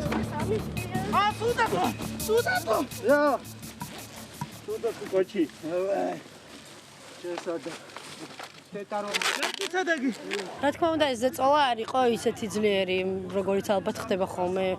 თუმცა რაღაც მომენტში იყო სტრესი და ცოტა შემეშინდა კიდევაც თავზე დამაფარეს ტომარა, ეს კოჩით შეკრეს, სადღაც დიდხანს მივდიოდით ძალიან, ვეღარასდროს ვერ დავბრუნდით, მე სადღაც ოთახში, ну მოკლედ ძალიან ბევრი რაღაცა გავიარე, წყალშიც ვიფორთხიანე და ასე შემდეგ, მაგრამ მგონია რომ ეს ჩემთვის ყველაზე საინტერესო ნაწილი იყო და ერთი წამით ეხა ეს უნდა გადავიღოთ, ვიღაცები მორბიან. ესენი ჩვენები არიან? იმიტირებული საბრძოლო მოქმედებების დასრულების შემდეგ დღის ბოლოს პროექტში მონაწილეობა მათ რეალურმა თავდაცვის მინისტრმა თინა ხიდაშელმა მიულოცა. ჩვენი ამოცანა არის ელემენტარული ინფორმაციის მიწოდება, როგორ გავყოთ, როგორ განვასხვაოთ ერთმანეთისგან ინფორმაცია და დეზინფორმაცია, როგორ მოვახერხოთ, რომ გადამოწმების რაც შეიძლება მეტი წყარო შევქმნათ იმისათვის, რომ ჟურნალისტს არ შეექმნას დაბრკოლება თავის პროფესიული საქმიანობის განხორციელებაში. სერტიფიკატი გადაეცემა თეონან ოზაძეს. თავდაცვის სამინისტროს პროექტი მასში მონაწილე ჟურნალისტების სერტიფიკატებით დაჯილდოებით დასრულდა. Ერთდროულად საინტერესო იყო ეს 5 დღე ჩემთვის, განსაკუთრებით საინტერესო იყო ბოლოს საველე ბრძოლებზე, როდესაც გაგვიყვანეს ეს დღე. საინტერესო იყო იმ კუთხით, რომ უკვე ჩვენ საბრძოლო ვითარებაში ვსწავლობდით მოქმედებას, საკუთარ უსაფრთხოებაზე ზრუნვასაც ამავდროულად, ასევე აქცენტის გაკეთებას იმ კადრებზე, რის გადაღების უფლება გვაქვს, ისე რომ არ დავაზიანოთ არც საკუთარი თავი, არ დავაზიანოთ არც სამხედრო მოსამსახურეები, არც ქვეყანა. რეალურ სიტუაციებში სტრესისა და შიშის გამკლავება.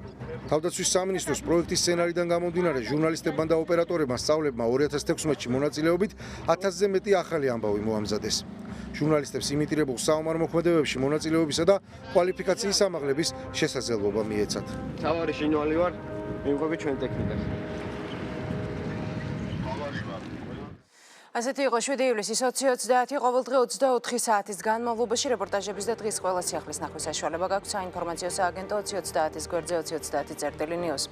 მე მაგაცინცაძე ვარ, ხვალამდე გემშვიდობებით. მშვიდ ღამეს გისურვებთ დროებით.